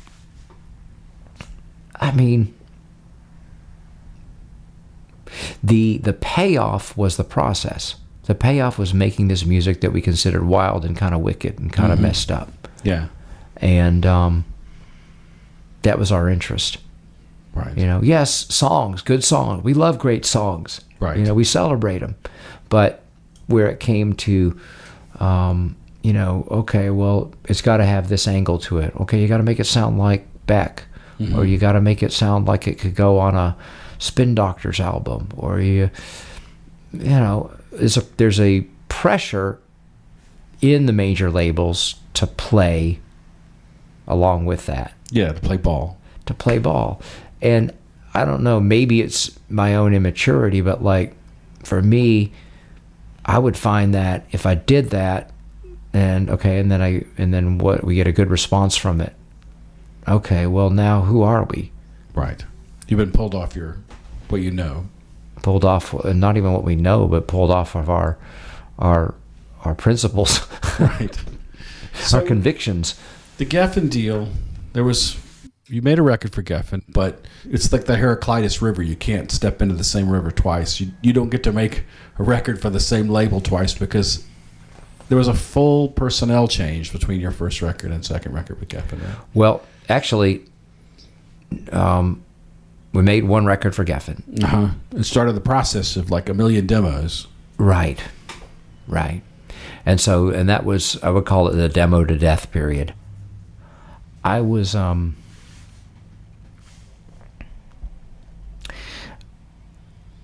a lot of pressure, and I had, I'd had some success in music and some deals and things like that, but I still didn't really feel like I had any skills for like dealing with that like kind of responsibility, and at that particular point, my consciousness was a lot of it was riddled with fear. Being on Geffen, we as a team made a sort of record that we wanted to make, but once basically that touring cycle had finished and we hadn't really come out, with any economic headway or footprint headway, or we didn't really sell a lot of records, then it was, okay, new A&R direction. And there was a lot of talk about, okay, well, we should put you with Eric Valentine. I think that he'd be good. And I was like, who's he? He's the guy that did Smash Mouth and Matchbox 20. And I'm like, all right, I don't know who you are, but my job is to make Smash Mouth and Matchbox 20. My job is to marginalize those bands. That's why I'm here. You realize that, right? You know me, right? And at that point in time, that's what I saw the role to be, is that like, okay, I'm not part of that. I had a very, very us and them mindset. Sure. Well, everybody did in the 90s, right? Well, I don't know if everybody did. Maybe they didn't. Maybe they liked me, and but as far as like where I was at, I was deeply insecure. Yeah. And not very collaborative, really not at all collaborative in the crafting of songs or working on songs, and I was just very controlling, and in that, what did I learn? What I learned growing up: don't talk, don't feel, don't trust. Right. Right. Those are survival things, right? Yeah. And then they work to get you to graduation day, perhaps. Right. But after that, they have a propensity for ruining friendships and relationships. And so carrying that through the bands that I'd had since then meant that, a lot of these bands got to an impasse, and that I lived with a lot of anxiety over feeling, okay, well, I got talent, but I don't have any way of really carrying any of this talent or gift to a win. Right. Well, you can't really as an individual. It has to be a team effort, right? I think I've learned that. Yeah. How many years did you chase that rabbit? Well, so it was probably 3, maybe. Yeah. Maybe not quite 3. Yeah. Less than 3. But no record was ever made, though. Like, there was demos and demos and demos and demos, and then Here Comes the Trick. Yeah. So Here Comes the Trick was born out of a lot of those songs that were kind of flying around as demos. Right. And Here Comes the Trick was made after the Geffen deal had finalized. And, and let's not forget that I'd been through, Mio, John, Todd, Ted. How many A&R? Like a slew of different A&R guys, each with an idea. Different some visions. with them with a lot of love Yeah. for us personally, but in a marketplace. Okay, let's not hold it. In a marketplace where Smash Mouth is selling out arenas. Right. In a marketplace where Korn is on radio. So, and Limp Bizkit's blowing up the airwaves. Okay, so we got to remember that that's kind of what's working at that point in time, and we are maybe close to it, but maybe not really either. Yeah, not really. So when you say the Geffen deal finalized, you mean it ended? Basically, I was dropped. So tell me what that phone call was like. Okay, it was basically at some point Jordan Schur ended up with the Geffen imprint and the responsibility of running that successful label. Jordan Schur, I believe, had brought Limp Bizkit to Interscope. And I think that, when it came down to listening to the demos and the things that I'd done, he just said, I'm not feeling it. And so I was dropped. Who told you? I believe Donnie Graves, my manager at that time. So, but was that a relief after all that? In some respects, it was, because my interest wasn't really in at least what was popular at Geffen, sure, or what was succeeding at Interscope. Right. This is no offense to the people that are, successful at Limp Bizkit and, and those other kind of Tool and those other bands. Mm-hmm. But like, in terms of where my interest was, yeah, it was too varied. Well, let's flash back to the house with Sven and Steve and Chris. You weren't listening to records, anything like any of that. And if you read on the list of what you were interested in at that time, it's all kind of not stuff that is commercially successful. I mean, between the years of your first show with Mary My Hope and the time that Kurt Cobain dies, something that happens once in a lifetime maybe never happens, which is that there's an explosion of interest in underground music.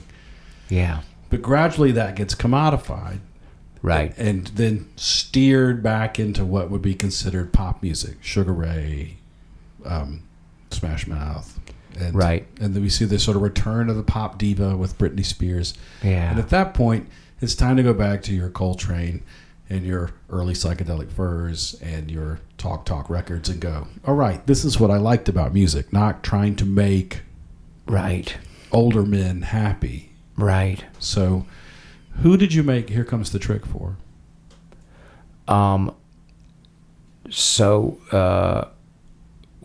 We made Here Comes the Trick for ourselves.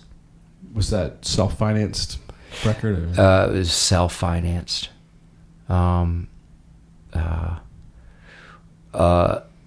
It was grant and a lot of belief.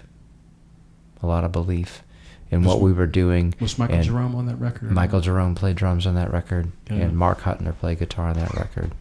And I mean, it was, making it work schedule-wise, monetarily, but we went up to Nashville to do that one, and that was at Jay's house in Nob Hill.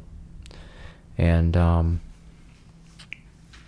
really, really good and powerful memory of recording there with him and how that was tracked and how rapidly things took shape. And without the burden of other people's expectations, you mean? Really. Yeah. Truly. And there's a shriek in the first song on Here Comes the Trick called Permanent Solution, but there's a kind of a shriek after the music gets distilled and silent. And it goes on for, I don't know, 10 seconds or something like that. And I remember Jay coming back with the mixes from that. So we recorded it and tracked it, and Grant and me were up there listening to the mixes and kind of hearing it. But oftentimes we'd either go over to Jay's house when he was ready at noon, or Jay would come by in his car. His car had a pretty good stereo in it, so we'd listen to the mixes at his car stereo. Mm-hmm. And but he says, man, when I got up this morning and I had that first cigarette and I'm listening to Permanent Solution, and you just got that scream right there. It's like, man, That's what it's all about right there, man. And to hear his perspective on that, because I mean, we were just doing the wildest music that we could at that age, Right. and I think it still is an outstanding moment. I mean, the Pleasure Club. You know, I have a friend of mine that's been kind enough to review it, but he just said, he's like, James, would you like my honest opinion? I said, sure. He's like, James, you may never in your life be a part of a band or of something that is that special. And I had to chuckle and kind of agree, because in Pleasure Club doesn't have any trouble being wild. Yeah. We don't have any trouble being wild. We got wild to burn. Right. And part of that is just everybody's comfort level in their instrument and how they compose in the moment on stage. Mm-hmm. Pleasure Club is a sort of band that has a high balance of musical training and preparation, and then an inspiration to match. Right. And that's one of those sweet spots. Mm-hmm. And so I can play guitar in that band, and it's great. And I cannot play guitar in that band, and it's great. I can play horn and harmonica and be crazy and be wild and be impulsive, and it all works somehow in the sonic landscape. You've never stopped. Like, so the Geffen thing finally ends. The Here Comes the Trick record gets made with Pleasure Club, and Pleasure Club has been on and off and on again since then. But like, there's always been other stuff. You have never not been in a band, as best I can tell. That's probably true. Yeah. Well, I mean, it was third grade. I probably wasn't, but I was starting to become aware of what a band is. Right. I was wanting to belong in third grade. Right. You're a dad, right? Yes. How old are you? I am 52. My son is 23. Man. Is he a musician? He is.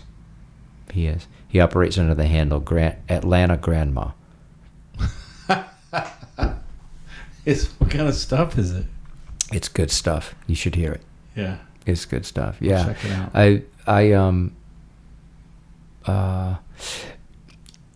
I mean, I'd love to take credit, but all I really did was just played with him.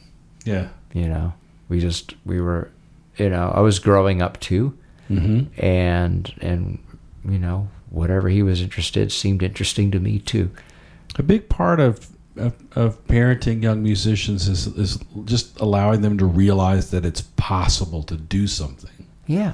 Because I was told, and you were told probably, that you don't play rock and roll for a living. That's not a thing you do. Yeah. You know, that's... Well, but how many parents have told their kids you can't climb a tree for a living? Do you ever meet a tree surgeon? All the time. So, yeah. I mean, right. It's just, there's a certain point where it's our responsibility to play with our children. And I don't mean like literally play music with my child. I mean, he and I can, and we've done it, but in terms of just like the interaction and the time. Right. I mean, you know, as I think about like the years after Katrina, you know, and then kind of working with Books for Africa and the value of reading, you know, the 3 years after Katrina, 2005, 2006, 2007, 2008, really, the only thing normal about those years was reading Harry Potter every night at 7 p.m. to him. How old was he then? 8. 8? Yeah. So that was a big change for him at 8 years old. Yeah. That's a big trauma, to be uprooted by a storm. Yeah. Yeah. So you're journaling? Yeah. As a form almost of meditation? Yeah. Still play music all the time? Still play music plenty, yeah. I mean, and what I like about it is that, you know, I'm not trying to, you know, get in the running for the Warped Tour if they're doing that anymore, or playing a bunch of VFW halls, and so I'm glad I'm not in a bar environment all the time. Yeah. And it's not that bars are bad, but they use them on jails for a reason. Yeah. Yeah. But when when I do feel like I get a lot of cool musical opportunities, and I've grown as a collaborator, which I never really very much was. I mean, even in Pleasure Club, I tried to step into that role, but I still really wasn't truly comfortable with it until years later. Yeah. But maturity and security are certainly essentials. I think if one wants to get, at least put it this way, if I wanted to get to my best songs, those things had to happen, and that meant letting down my guard for working with other people and trusting that wherever the song goes, probably going to be okay. Yeah. I usually wind these things up with 10 questions. Okay. And they're loosely based on the Bernard Pivot questions from, he's a French radio host. They use those same questions on Inside the Actor's Studio, but I have my own version of them, if you want to jump into that. So I know it's getting kind of late for you. Yeah. First question is, what is the fondest memory you have of a meal that you've had? Great question. The fondest memory I have of a meal that I had was that meal I mentioned earlier on in Minneapolis. Right. After having been sick for about 9 or 10 days. On tour? And touring. And starting to get my appetite back. And after having walked into about 7 restaurants and about facing and turning around. And this is a little word of advice. If you're walking into a restaurant and the bar manager's yelling at the waitress and the hostess is angry at the bartender and the bus guy is like dropping dishes everywhere and it doesn't smell good, turn around. Life is short. Right. But this place was filled with East Africans, but I went in and enjoyed the most delicious plate of noodles, completely unnoticed because there was a Lakers game on the television and everybody had crowded around to watch this game. This is in Minneapolis, though. This is in Minneapolis. And everybody's pulling for the Lakers. That's interesting. Pulling for the Lakers. Yes, it was wild, and it was a Somalian. Did you know what to order when you walked in? I did not. In fact, I told the man working the register there that I didn't know what to order, and he looked at me and he just like, sit down. I'll bring you something. And that was great. That was the rightest thing. That was the righteous thing. Yeah, man. Second question, what is the most frightened you've ever been?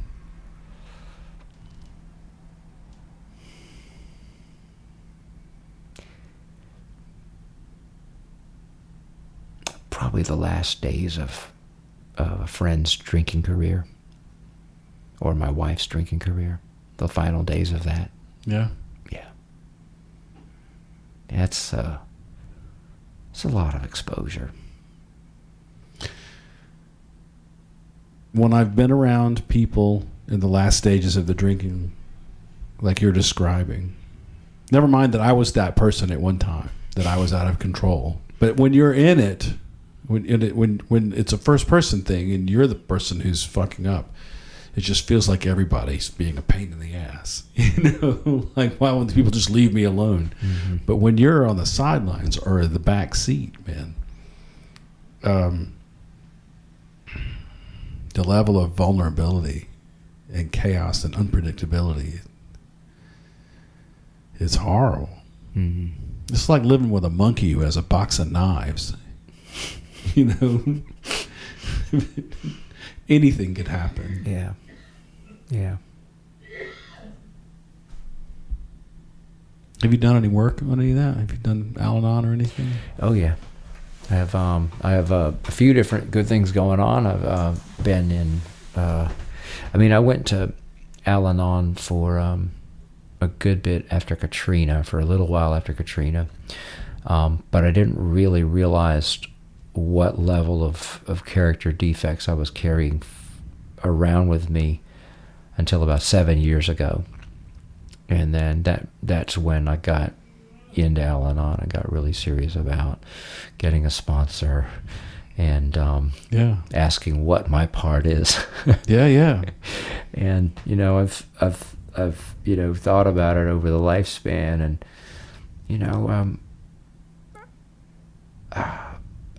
if there is a God, He's always made sure I'd have at least one alcoholic around me my whole life.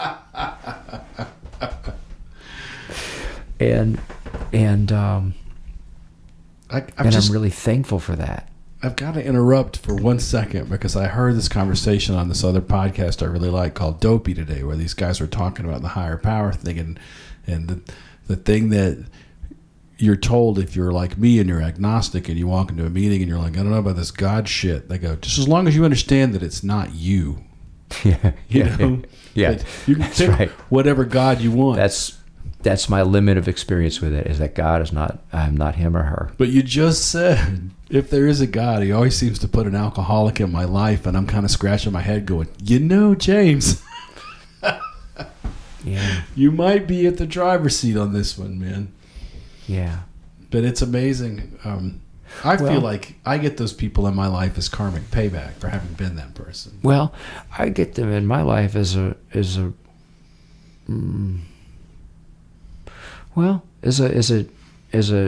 teacher. Yeah. In the form of a teacher, in the form of an angel. Mm-hmm. And how am I to sit here and say that, like, okay, Grant is not a force of divine, inspiration in my life. So, I mean, it's, all I know of God is that I'm not him or her. Right. And that people have a version of hell or heaven on this earth. Yes. And that the only angels I've ever seen are actual human beings. Yeah. Of all the things in your life that you've lost, what is the thing that you regret losing the most?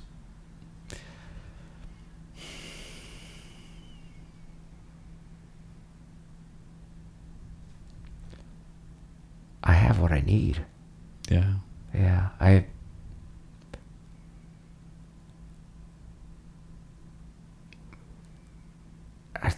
think for me to really, truly be in the moment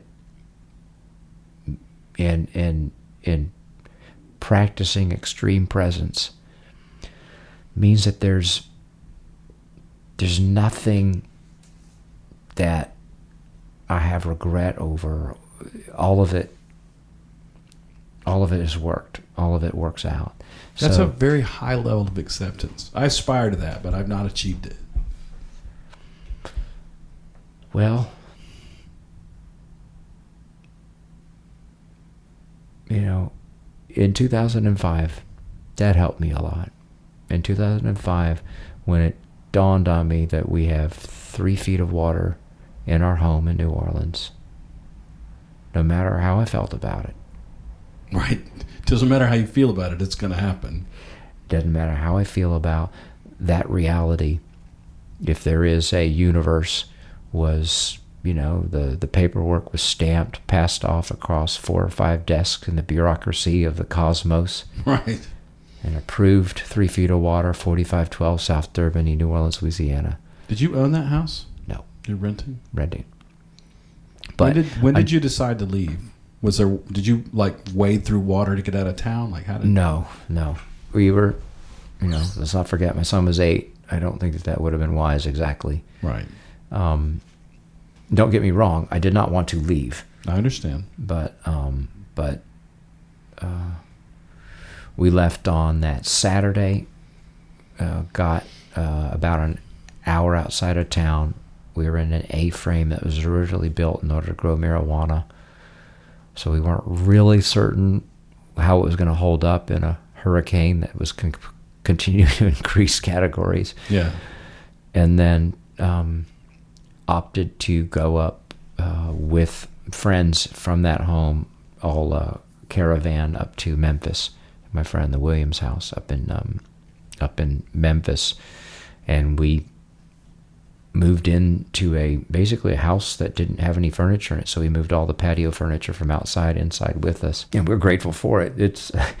But it was kind of funny. Like, look at it. Oh, so here we are. Okay,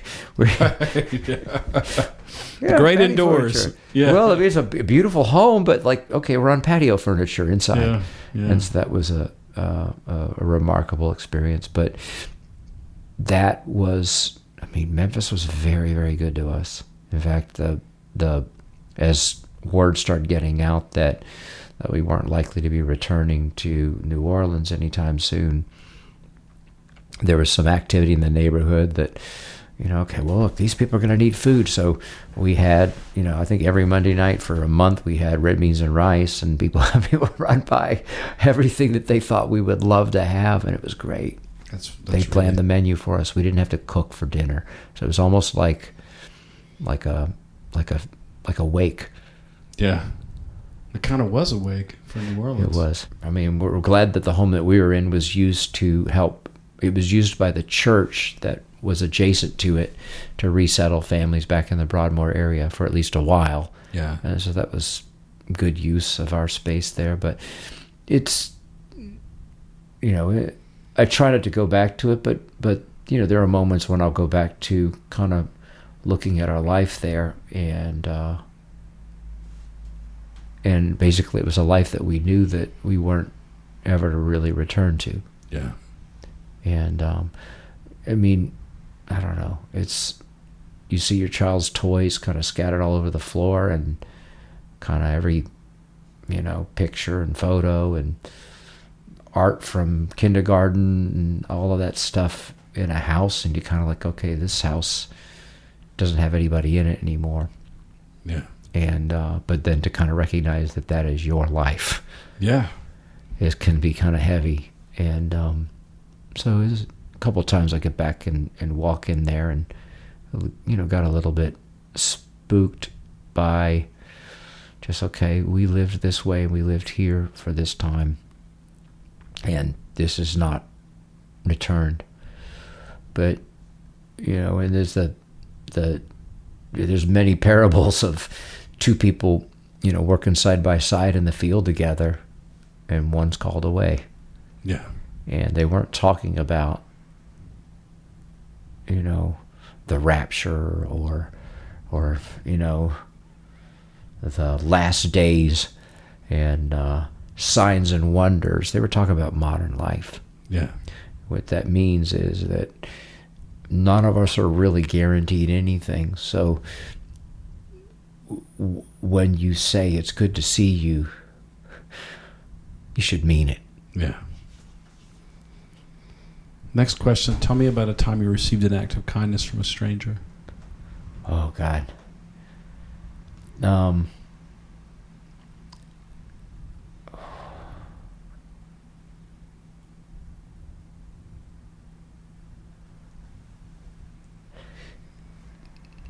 Probably the care that was shown to us in Memphis was distinct and heartfelt, and a lot of it was just food. Yeah. But even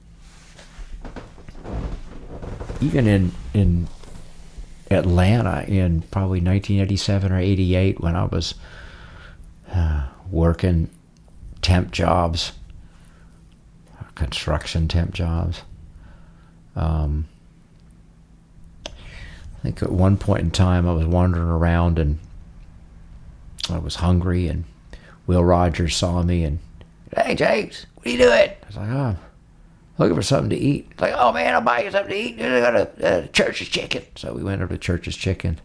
Yeah. And Will Rogers bought me a nice box of chicken. That guy, man. Yeah. Righteous dude. Yeah, Will's sweetie. Yeah. Yeah, that's one thing I remember. But there's many, many, many things. Every day. Yeah. What's your favorite place to gig? I like gigging in a coffee house, and I know that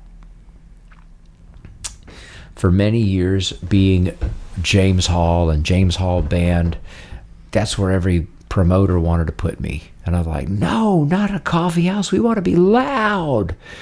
But at this point in time right now, I think a coffee house is fine. Is there a particular one that you love? I like Eddie's Attic. I like, I've had great gigs in inordinate places. Mm-hmm. And then I've had terrible gigs at places where they would be celebrated. Yeah. Like CBGB's does not stand out in my mind as like, oh, what a great gig. It was, it felt like, being one of 8 bands on a bill. I think CBGB's is a lot like Mississippi in that it's a great place to have behind you. I played CBGB's. You played CBGB's. Right. I can say I played there before I was legally old enough to walk in the door. But I don't want to play there tomorrow. Exactly right. It's like being from Mississippi. Like, where are you from? Oh, I'm from Greenville, Mississippi. Like, oh, shit. Right. It informs you. It's part of who you are. I'm glad I don't have to live in those places now. Right. Speaking of that, visa and income considerations aside, if you could live anywhere in the world, where would you live? In the moment. I'll take it. Yeah. In the moment. Well, after kind of being in New Orleans, which is probably one of the coolest cities in the world. Yeah. And having, a lot of options available and being in Atlanta and Nashville and spending a lot of time in Los Angeles and London. And all those places are great, but like being in the moment is really where it's at. And for me, I don't really own a house now. Yeah. So I think I'd rather, at this point, have the economic flexibility. Right. To respond in the moment. Yeah. Do you have an ideal musical instrument? And if so, do you already own it? Yes. And yes. I already own them. I have more guitars than I can possibly play at once.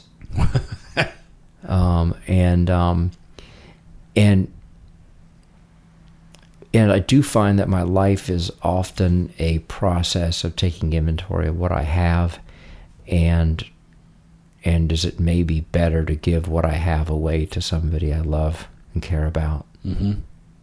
And so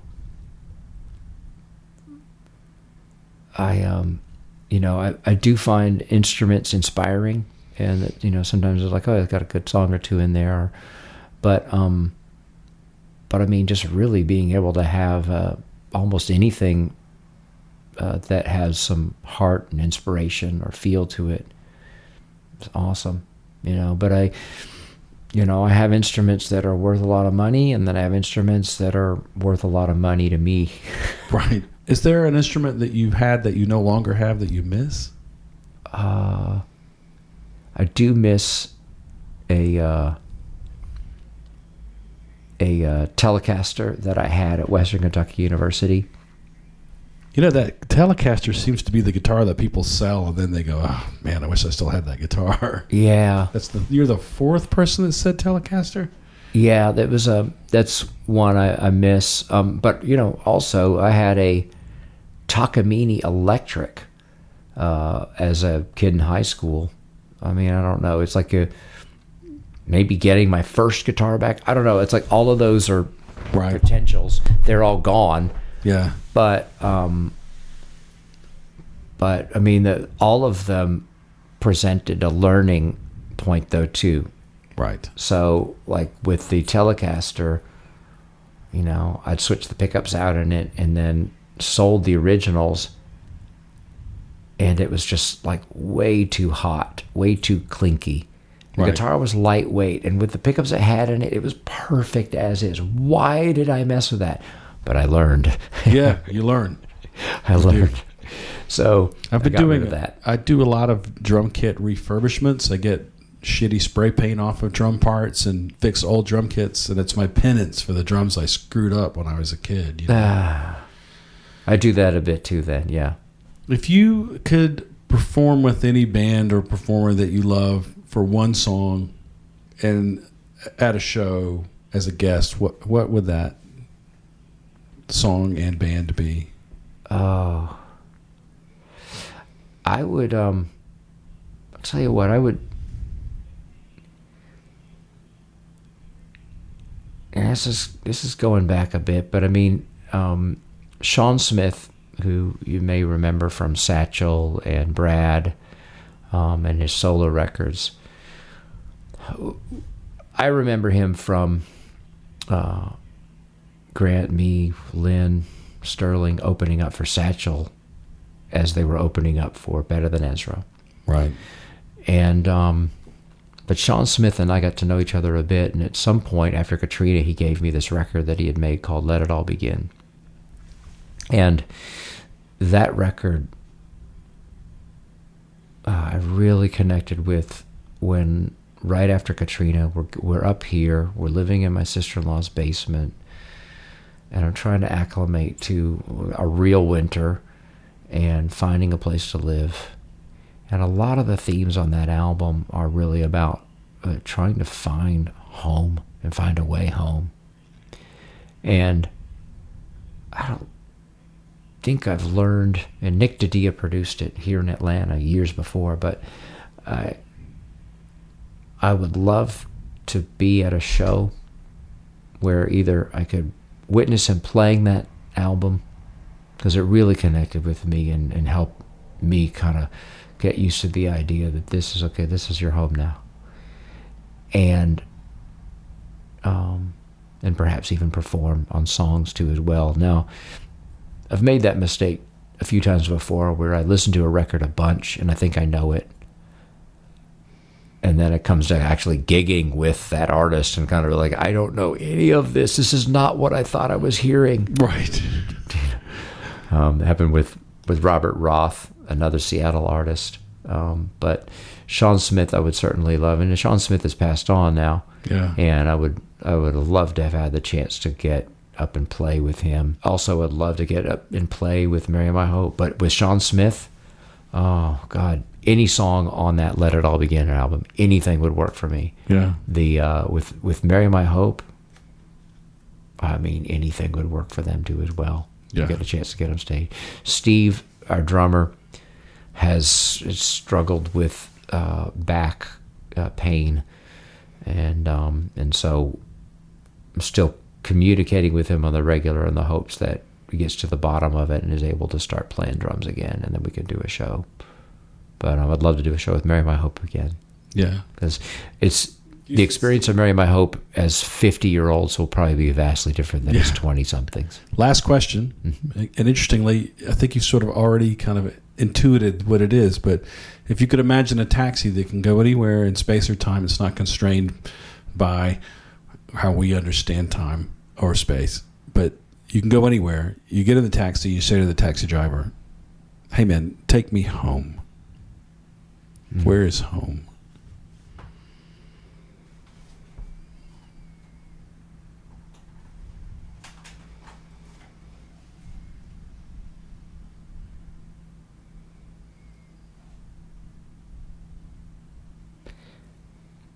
Home is in the moment. I mean, I'd love to say New Orleans because I got a lot of love there. Home is in Nashville because I got my mother and father still there and still alive. But home is really, truly, it's in the moment. It's not ahead. It's not down the road. It's not in 1994. Right. It's right now. Yeah. And I struggled with home because, you know, in losing a home, yeah, one gets really sort of attached, and we get emotional about stuff, and you know, kind of the what was wisely put by this Nigerian man that said, he's like, you know, when Katrina happened, you realize that all you have is each other. Yeah. And that's a powerful realization. I mean, this has been great. I'm really grateful you were able to do it. Me too. Yeah. Thanks a lot. Thank you.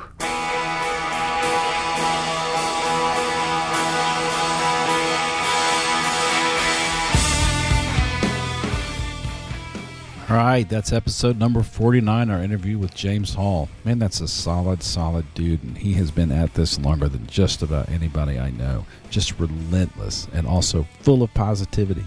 I find that really inspiring. Thanks to our erstwhile producer, Jake Krager. Jake sends me show notes after every show to help me make it better, so if the show is better now than it was the first time you heard it, that's due almost entirely to Jake. Jake is currently working on our YouTube channel, which should be up the next week or so, and you'll be able to hear every episode on YouTube. If for some reason you don't like Spotify or whatever your podcast app that you normally use is, it'll be on YouTube, and eventually there'll be some video content if someone can convince me to step in front of a camera, which I'm not really keen on. Thanks to Gene Wolfolk in the Powder Room. Gene and the Powder Room provide all the music you hear in these episodes that aren't song explication episodes. Most of the songs are from their album Curtains, which is their first record, which I didn't play on. But the middle section there where I do the mental health announcements is from the album Lucky, which I did play on. They're a great band. You can go to thepowderroom.bandcamp.com and check out all of their music and download it and throw them a few bucks. It's worthwhile. They're a great band. Also, Gene has a new band called Dream Tent. Dream Tent is slowly building a web presence, and their songs popping up all the time, and as soon as they're ready and I get permission from Gene, I'm going to blast links out to Dream Tent stuff everywhere because I love Gene. He's a solid guy, he's a good friend, and he's a great musician. Thanks to Heil Audio for the great deal I got on these two PR40 microphones that I use on every interview. I think they sound amazing. I used to use the PR40 in the studio for snare drum, kick drum, and bass cabinet. I also have now discovered that they're great broadcast mics. If you're thinking about upgrading the mics on your podcast, I highly recommend the PR40. It's a good, affordable mic that sounds amazing. All right. I guess that brings us to the end. Thanks for listening. I hope everybody's shaking off whatever holiday blues they might have experienced, and they're doing their best to embrace this new year.